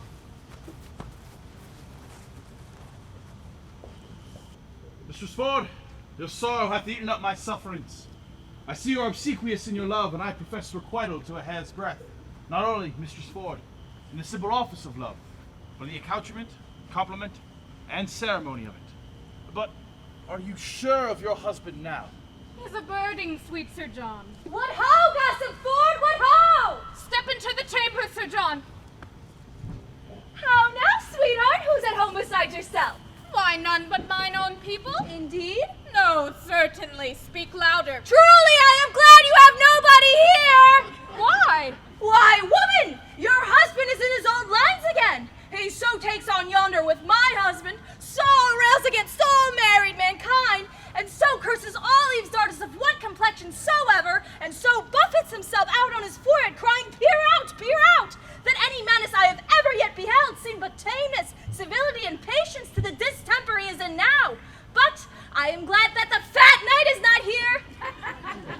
Does he talk of him? Oh, of none but him, and swears he was carried out the last time they searched for him in a court. Protests to my husband he is here now, and hath drawn the rest of their company from their sport to make an experiment of their suspicion. How near is he, Mistress Page? Hard by at the street end, he'll be here anon. I am undone, the knight is here. Why, then you're utterly shamed, and he's but a dead man. What woman are you? Away with him, away with him. Better shame than murder. Which way should he go? How should I bestow him? Shall I put him into the cart again? No. I'll no more in the cart. May I not go out ere he come? Alas, 3 of Master Ford's brothers watch the door with pistols. Otherwise you might slip away ere you came, but what make you here? What shall I do? I'll creep up into the chimney. There they always use to discharge their burning pieces. Creep into the kiln hole. Where is it? He will seek there, on my word. Neither press, coffer, chest, trunk, well, vault, but he hath an abstract for the remembrance of such places, and goes to them by his note. There was no hiding you in the house. I'll go out then. If you go in your own semblance, you die, Sir John. Unless you go out disguised.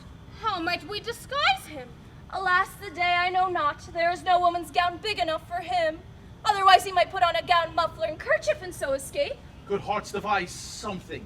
Any extremity rather than a mischief.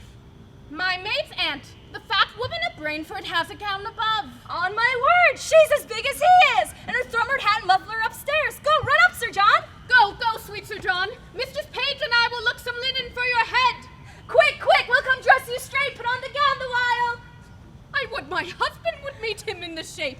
He cannot abide the old woman of Brainford. He swears she's a witch, forbade her from my house, and hath threatened to beat her. Heaven guide into thy husband's cudgel, and the devil guide into his cudgel afterwards. But is my husband coming? Ah, in great sadness is he, and talks of the cart too, howsoever he hath the intelligence. We'll try that, for I'll appoint my men to roll the cart again, to meet him at the door with it as they did last time. Nay, but he'll be here presently. Let's go dress him like the witch of Brainford. I'll first direct my men what they shall do with the cart. Go up, I'll bring linen for him straight. Hang him, dishonest varlet, we cannot misuse him enough. We'll leave a proof by that which we will do. Wives may be merry, and yet honest too. We do not act that often, yet jest and laugh. 'Tis old but true, still swine eat all the draft. Go, sirs! Take the cart again. Your master's hard at door. If he bid you set it down, obey him. Quickly, dispatch! Come, take it up. Pray heaven not be full of night again. Oh, I hope not. I had his leaf bear so much lead. Aye, but if it prove true, Master Page, have you any way to unfool me again? Set down the cart, villains! Somebody call my wife, youth in a basket. Oh, you pandrely rascals! There's a knot, a gin, a conspiracy against me. Now shall the devil be shamed. What wife, I say? Come forth. Behold what honest clothes you have forth to bleaching. Why, this passes, Master Ford. You are not to go loose any longer. You must be pinioned. Why, this is lunatics. This is mad as a mad dog. Indeed, Master Ford, this is not well indeed. So say I too, sir. Oh, come hither, Mistress Ford. Mistress Ford, the honest woman, the modest wife, the virtuous creature that hath the jealous knave as her husband. I suspect without cause, do I? Heaven be my witness you do, if you suspect me in any dishonesty. Well said, brazen face. Hold it out! Come out, sirrah! This passes! Are you not ashamed? Let the clothes alone. I shall find you anon. 'Tis unreasonable. Will you take off your wife's clothes? Come away. Empty the cart, I say. Why, man, why? Master Page, as I am a man, there was one conveyed out of my house yesterday in this cart. Why may he not be here yet again? In my house I am sure he is. My intelligence is true. My jealousy is reasonable. Pluck me out of all the linen. If you find a man there, he shall die a flea's death. Here's no man. By my fidelity, this is not well, Master Ford. This wrongs you. Master Ford, you must pray and leave the desires of your heart. This is jealousies. Well, if he's not here, I search for. No, nor nowhere else but in your brain. enough to search my house one time. If I find what I seek, show me color for my extremity. Let me forever be in your table sport. Let them say of me, as jealous as ever as Ford, that searched a hollow walnut for his wife's leman.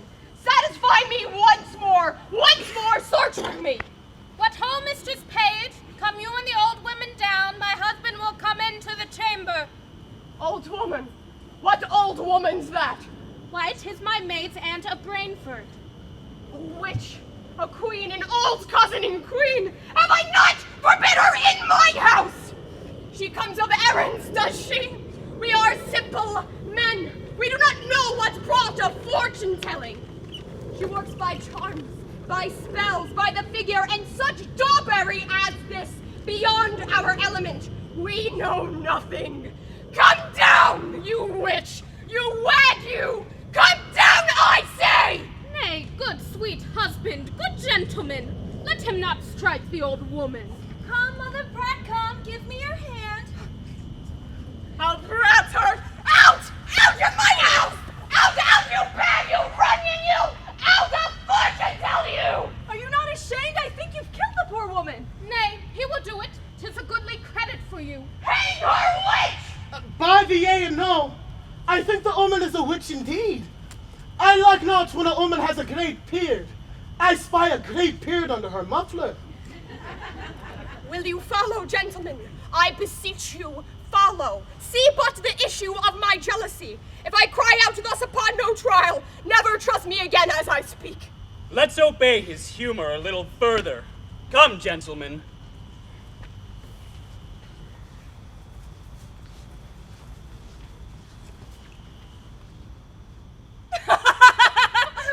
By my troth, he beat her most pitifully. Nay, by the mass that he did not. He beat him most unpitifully, methought. The cudgel howled out and hung over the altar, and hath done meritorious service. What think you? May we, with the warrant of our womanhood and witness of good conscience, pursue him to any further revenge? The spirit of wantonness is sure scared out of him. If the devil not have him in fee simple, then with fine and recovery he will never, I think, in the way of waste, attempt us again. Shall we tell our husbands how we have served him? Yes, by all means, if but to scrape the figures out of your husband's brains. If they can find it in their hearts that the poor, unvirtuous, fat knight shall any further be afflicted, we too shall be the ministers. I'll warrant they'll have him publicly shamed. Methinks there would be no period to the jest should he not be publicly shamed. Come, to the forge with it, then shape it. I will not let things cool.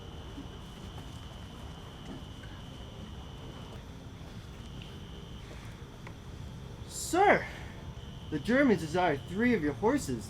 The Duke himself will be tomorrow at court, and they're going to meet him. What duke should be that comes so secretly?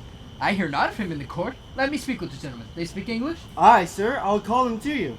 They shall have my horses, but I'll make them pay. I'll sauce them.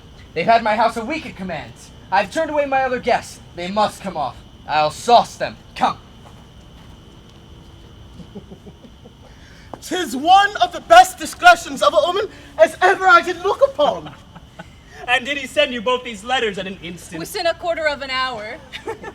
Pardon me, wife. Henceforth do what thou wilt. I rather would suspect the sun with cold than thee with wantonness. Now doth my honor stand in him that was late of Herrick and as firm as faith. 'Tis well, 'tis well. No more. Be not as extreme in submission as in offense. But let our plot go forward. Let our wives yet once again, to make us public sports, appoint a meeting with this old fat fellow, where we may take him and disgrace him for it. There's no better way than what they spoke of. How? To send him word they'll meet him in the park at midnight? Fie, he'll never come. You say he has been thrown into the rivers and grievously beaten, as an old woman. Methinks there should be terrors in him that he should not come. Methinks his flesh is punished. He shall have no desires. So think I too. Devise but how you'll use him when he comes, and let us two devise to bring him thither. There is an old tale that goes Herne the Hunter. Sometime a keeper here in Windsor Forest. Doth all the winter time, at still midnight he walk around about an oak, and there he blasts the trees and takes the cattle, and makes milk kine yield blood, and shakes a chain in a most hideous and dreadful manner. You have heard of such a spirit, and well you know, the superstitious idle-headed eld of her age received and did deliver this tale of Herne the Hunter for a truth. Why, yet there want not many that do fear in deep of night to walk by this Hern's oak. But what of this? Mary, this is our device. That Falstaff at that oak shall meet with us, disguised like Hern, with huge horns on his head. Well, let it not be doubted but he'll come.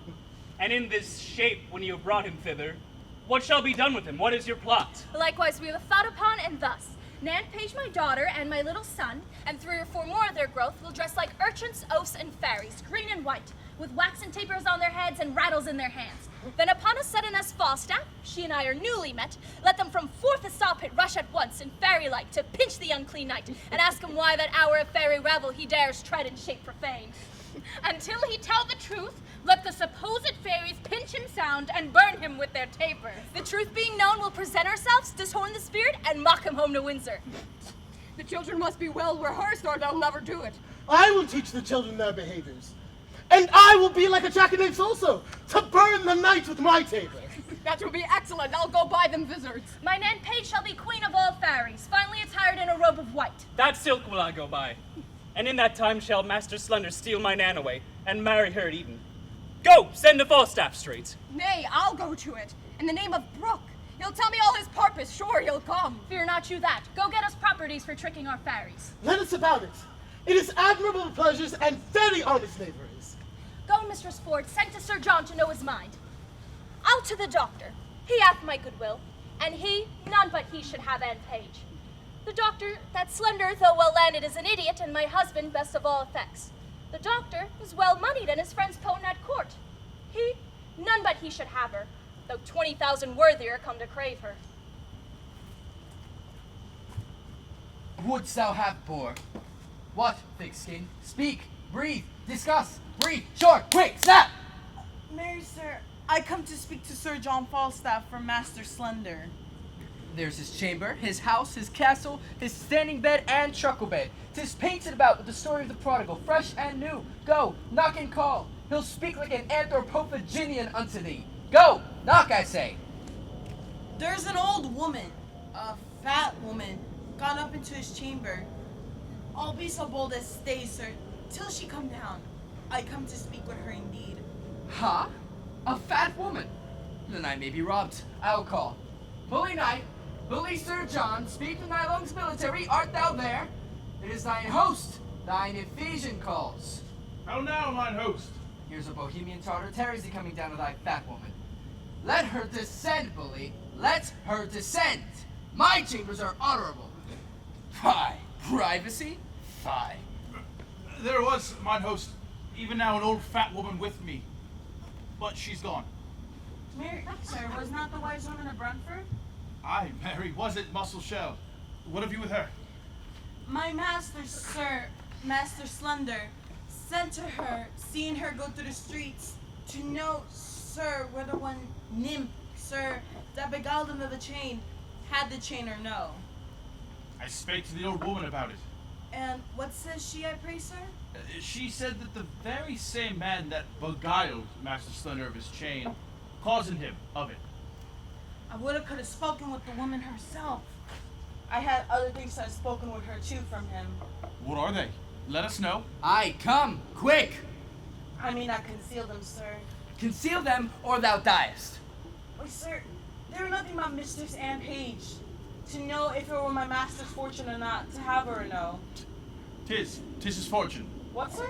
To have her, or no. Go, say the woman told me so. May I be so bold to say so, sir? Aye, Sir Tyke, who more bold? I thank your worship. I will make my master glad with these tidings. Thou art clerkly. Thou art clerkly, Sir John. Was there a wise woman with thee? Aye, mine host, that there was. One who hath taught me more wit than ever I learned in my entire life.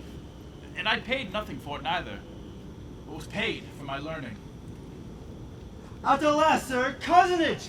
Mere cousinage! Where be my horses? Speak well of them, Barletto. Run away with the cousiners. As soon as I came beyond Eton, they threw me off from behind one of them.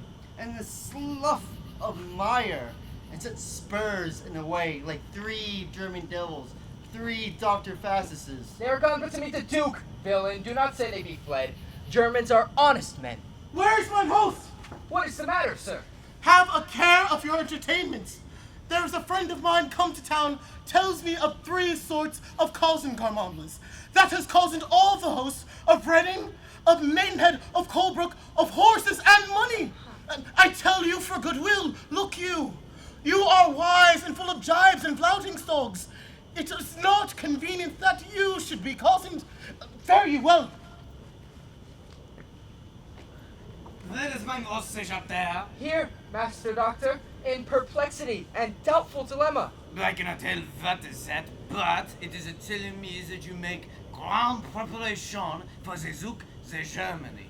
By my troth, there is no duke that the court is not to come. I tell you for goodwill. Adieu. Hue and cry, villain, go! Assist me, I am undone. Fly, run! Hue and cry, villain, I am undone! I would all the world had been cozened, for I have been cozened and beaten too.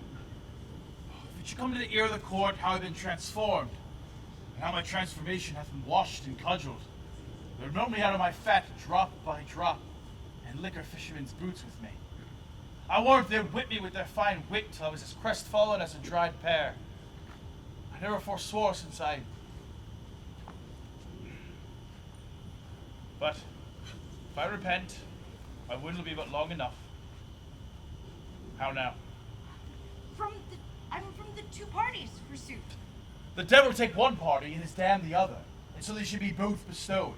I have suffered more for their sakes, more than the villainous inconstancies of man's disposition can bear. And have not they suffered? Yes, I warrant, especially one of them.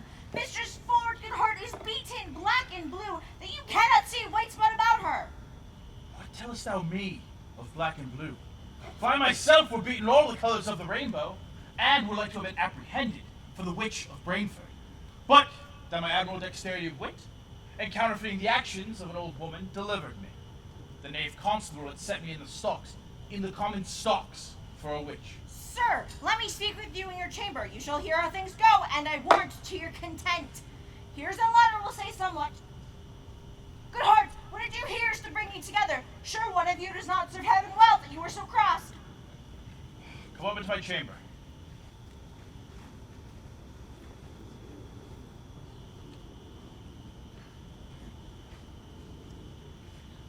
Master Fenton, talk not to me. My mind is heavy. I will give over all. Yet hear me speak.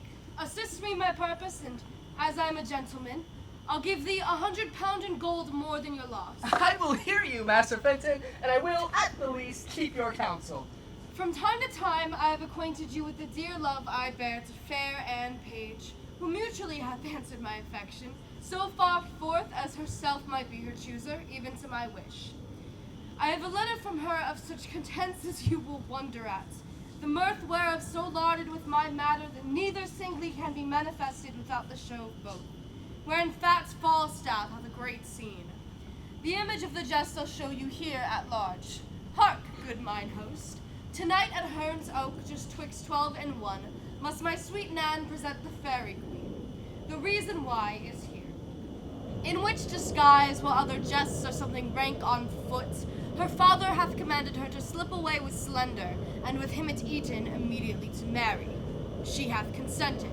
Now, sir, her mother, ever strong against that match and firm for Dr. Caius, hath appointed that he shall likewise shuffle her away, while other sports are tasking of their minds, and at the deanery, where a priest attends, straight marry her. To this her mother's plot, she, seemingly obedient, likewise hath made promise to the doctor. Now thus it rests. Her father means she shall be all in white, and in that habit when Slender sees his time to take her by the hand and bid her go, she shall go with him. Her mother hath intended, the better to denote her to the doctor, as they must all be masked and vizarded, that quaint and green she shall be loose and robed, with ribbons pendant flaring about her head, and in that habit, when the doctor spies his vantage ripe to pinch her by the hand and bid her go, she shall go with him. Now which means she to deceive, father or mother? Both, my good host, to go along with me. Now thus it rests, that you'll procure the vicar to stay for me at church twixt 12 and 1, and in the lawful name of marrying, to give our hearts united ceremony. Well, husband your device, I'll to the vicar. Bring you the maid, and you shall not lack a priest. So shall I evermore be bound to thee. Besides, I'll make a present recompense. Prithee, no more prattling. Go, or hold. This is the third time. I hope there is good luck in odd numbers. Away, go! They say there is divinity in odd numbers, either in nativity, chance, or death. Away! I'll provide you a chain, and I'll do what I can to get you a pair of horns. Away, I say, time wears. Hold up your head and mince. How now, Master Brook? Master Brook, the matter will be known tonight or never. Be you at the park about midnight, at Hearn's Oak, and you shall see wonders. Went you not to her yesterday, sir, as you told me had appointed? I went to her, Master Brook, as you see, like a poor old man. But I came from her, Master Brook, like a poor old woe-man. That same knave, Ford her husband, hath the finest mad devil of jealousy in him, sir, that ever governed frenzy. I should tell you, he beat me grievously, in the shape of a woman. For in the shape of a man, Master Brook, I fear not Goliath with a weaver's beam. For I know life is a shuttle. But I am in haste. Come along with me. I'll tell you all. Since I plucked geese, played truant, and whipped top, I knew not what 'twas to be beaten until lately. Follow me. I'll tell you strange things of this knave Ford, on whom tonight I will be revenged, and I will deliver his wife into your hands. Follow. Strange things at hand, Master Brook. Follow. Come, come. We'll couch in the castle ditch till we see the light of our fairies. Remember, son Slender, my daughter. I, forsooth, I have spoke with her, and we have a nay word to know one another. I come to her in white and cry, Mom! And she cries, Budget! And by that, we know one another. That's good too, but what needs either your mom or her budget? I think the white will decipher her well enough. It hath struck 10 o'clock. The night is dark. Light and spirits will become it well. God prosper our sport. No man means evil but the devil, and we shall know him by his horns. Let's away. Follow me.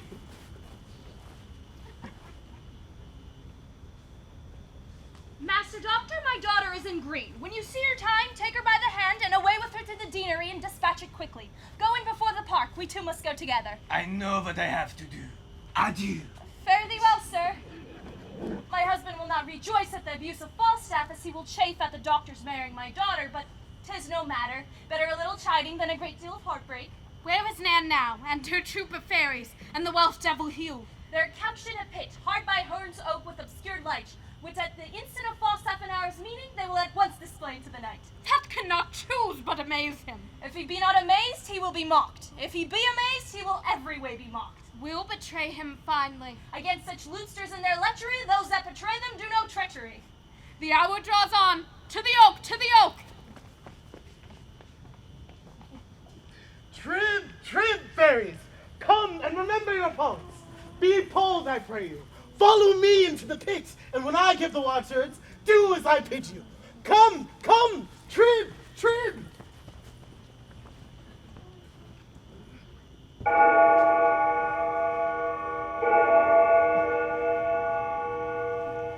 The Windsor bell hath struck 12. The minute draws on. Now, hot-blooded gods assist me. Remember, Jove, thou wert a bull for thy Europa. Love, set on thy horns. Oh, powerful love, that in some respects makes beast a man, and in others a man a beast. You were also, Jupiter, a swan for the love of Leda. Oh, omnipotent love, how near the god drew to the complexion of a goose. A fault first done in the shape of a beast. Oh, Jove, a beastly fault, and another done in the semblance of a fowl. Think on it, Jove, a foul fault. When gods have hot backs, what shall poor men do? For me, I am here a Windsor stag, and the fattest, I think, in the forest. Send me a cool rut time, Jove. Who can blame me to piss my tallow?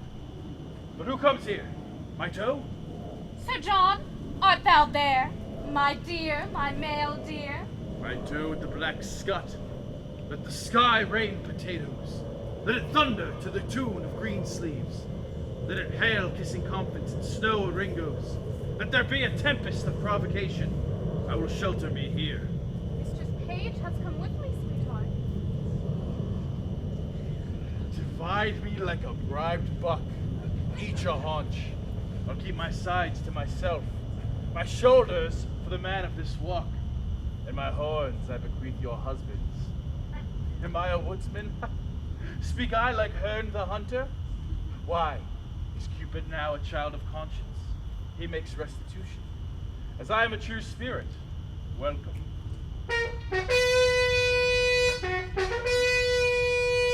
Alas, what noise? Heaven forgive our sins! What should this be? Away, away!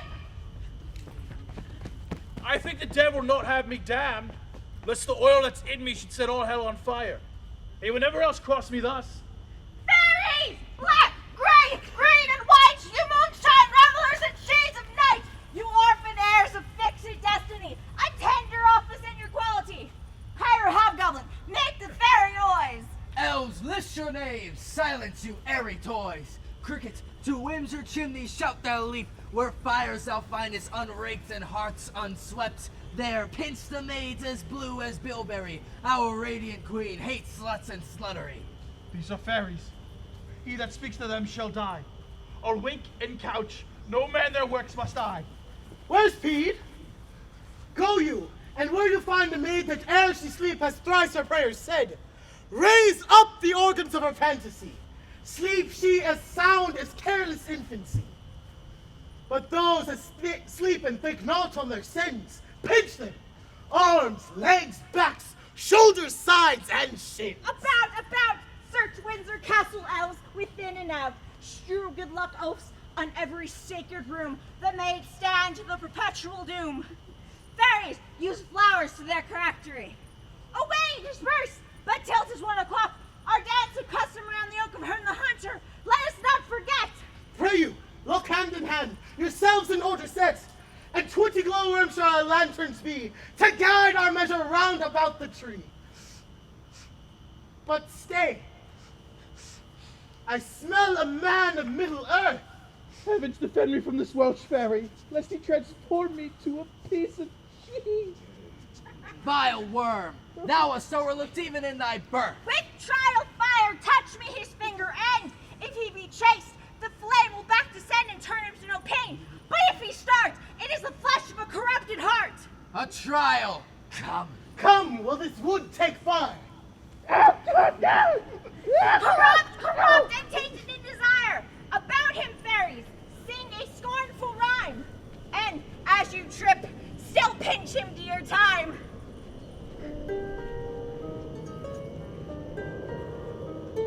Fine on simple fantasy, fine on lust and luxury. Lust is but a bloody fire, kindled with conscience desire, fed in heart whose flames aspire, and starts to blow them higher and higher. Pinch him and he's mutually, pinch him for his villainy. It's the river and a tide, out to the houses, light and moonshine below.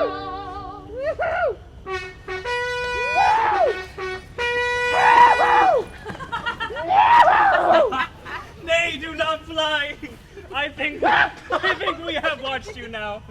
Will none but Herne the Hunter serve your turn? I pray you hold up the jest no higher. Now, good Sir John, how like you Windsor wives? See you these, husband? Do not these yokes become the forest better than the town?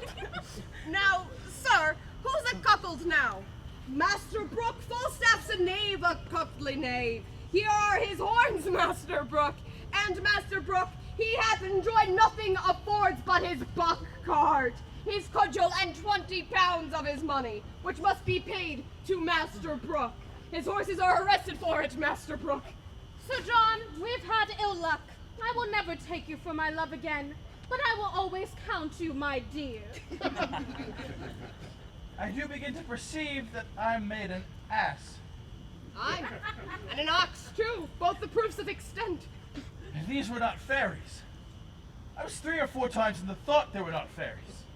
But the guiltiness of my mind and the sudden surprise of my powers drove the grossness of the foppery into a distilled belief, in despite of all the teeth of rhyme or reason, that they were fairies. See now how wit is made a Jacqueline when 'tis upon ill employment? Sir John Falstaff, serve God and leave your desires, and the fairies will not pinch you. Well said, Fairy Hugh. And you leave your jealousies too, I pray you. I will never mistrust my wife again, till thou art able to woo her in plain English. Have I taken my brain out and dried it in the sun, that it wants to prevent no matter so gross or reaching as this? Am I ridden with a Welsh goat too? Shall I have a coxcomb of frieze? 'Tis time I were choked with a piece of toasted cheese. Cheese is not good to get butter. Your belly is all putter. Cheese and butter? Have I lived to stand the taunt of one that makes fritters of English? This is enough to be the decay of lust and late walking through the realm. Why, Sir John, do you think we would have thrust virtue out of our hearts by the head and shoulders, and have given ourselves without scruple to hell that ever the devil could have made you our delight? What, a hard pudding? A bag of flax? A puffed man? Old, cold, withered of intolerable entrails. And one as slanderous as Satan. And as poor as Job. And as wicked as his wife. And given to fornications, and to taverns, and wine, and sack, and metheglins, and to drinkings, and swearings, and starings, pribbles, and prabbles. Well, I am your theme. You have the start of me. I'm not able to answer the Welsh flannel. Ignorance itself is a plummet over me. Use me as you will. Marry, sir, we'll bring you to Windsor, to one Master Brook that you have cozened of money, to whom you should have been a bonder, over and above that have suffered. I think to repay that money will be a biting afflictation. Yet be cheerful, knight. Thou shalt deposit tonight in my house, where I shall desire thee to laugh at my wife, that now laughs at thee. Tell her Master Slender hath married her daughter. Doctors doubt that. If Anne Page be my daughter, she is by this Dr. Case his wife. Oh, Father Page. Son, how now? How now, son, have you dispatched? Dispatched? I'll make the best in Gloucestershire know on it when I were hanged, Lyles. Of what, son? I came yonder at Eton to marry Mistress Anne Page. And she's a great, lubberly boy. If it had not been in the church, I would have swinged him. Or he should have swinged me. If I did not think it had been Anne Page, what I might never stir. And yet it was not Anne, but a postmaster's boy. Upon my life, then you took the wrong. What need you tell me that? I think so, when I took a boy for a girl. Why, this is your own folly. Did not I tell you how you should know my daughter? By her garments. I went to her in white. Anne's cried mum, and she cried budget, as Anne and I had appointed. And yet, it was not Anne. And 'tis a postmaster's boy. Good George, be not angry. I knew of your purpose, turned my daughter into green, and she's indeed with the doctor at the deanery, and they're married. Where is Mistress Page? By God, I am cousin. I have married un garçon, un paysan. A boy, by God. It is not Anne Page, by God, I am cousin. Why, did you take her in green? Aye, by God, and 'tis a boy. By God, all is all Windsor. This is strange. Who hath the right Anne? My heart misgives me. Here comes Master Fenton. How now, Master Fenton? Pardon, good father. Good my mother, pardon. Now, mistress, how chance you went not with Master Slender? Why went you with Master Doctor, maid? You do amaze her. Hear the truth of it. You would have married her most shamefully where there was no proportion held in love. The truth is, she and I long since contracted, are now so sure that nothing can dissolve us. The offense is holy that she hath committed, and this deceit loses all name of craft, of disobedience, or unduteous title, since therein she shall evitate and shun 1,000 irreligious, cursed hours that forced marriage would have brought upon her. Stand not amazed. Here is no remedy. In love heavens themselves do guide by state. Money buys land, and wives are sold by fate. I'm glad, though you have taken a special stand to strike at me, that your arrow hath glanced. Well, what remedy? Fenton, heaven give thee joy. What cannot be eschewed must be embraced. When night dogs run, all sorts of deer are chased. Well, I will muse no further. Good Master Fenton, heaven give you many merry days. Good husband, let us all go home and laugh this sport over by a country fire. Sir John and all. Let it be so, Sir John. To Master Brook, you yet shall hold your word, for tonight ye shall lie with Mistress Ford.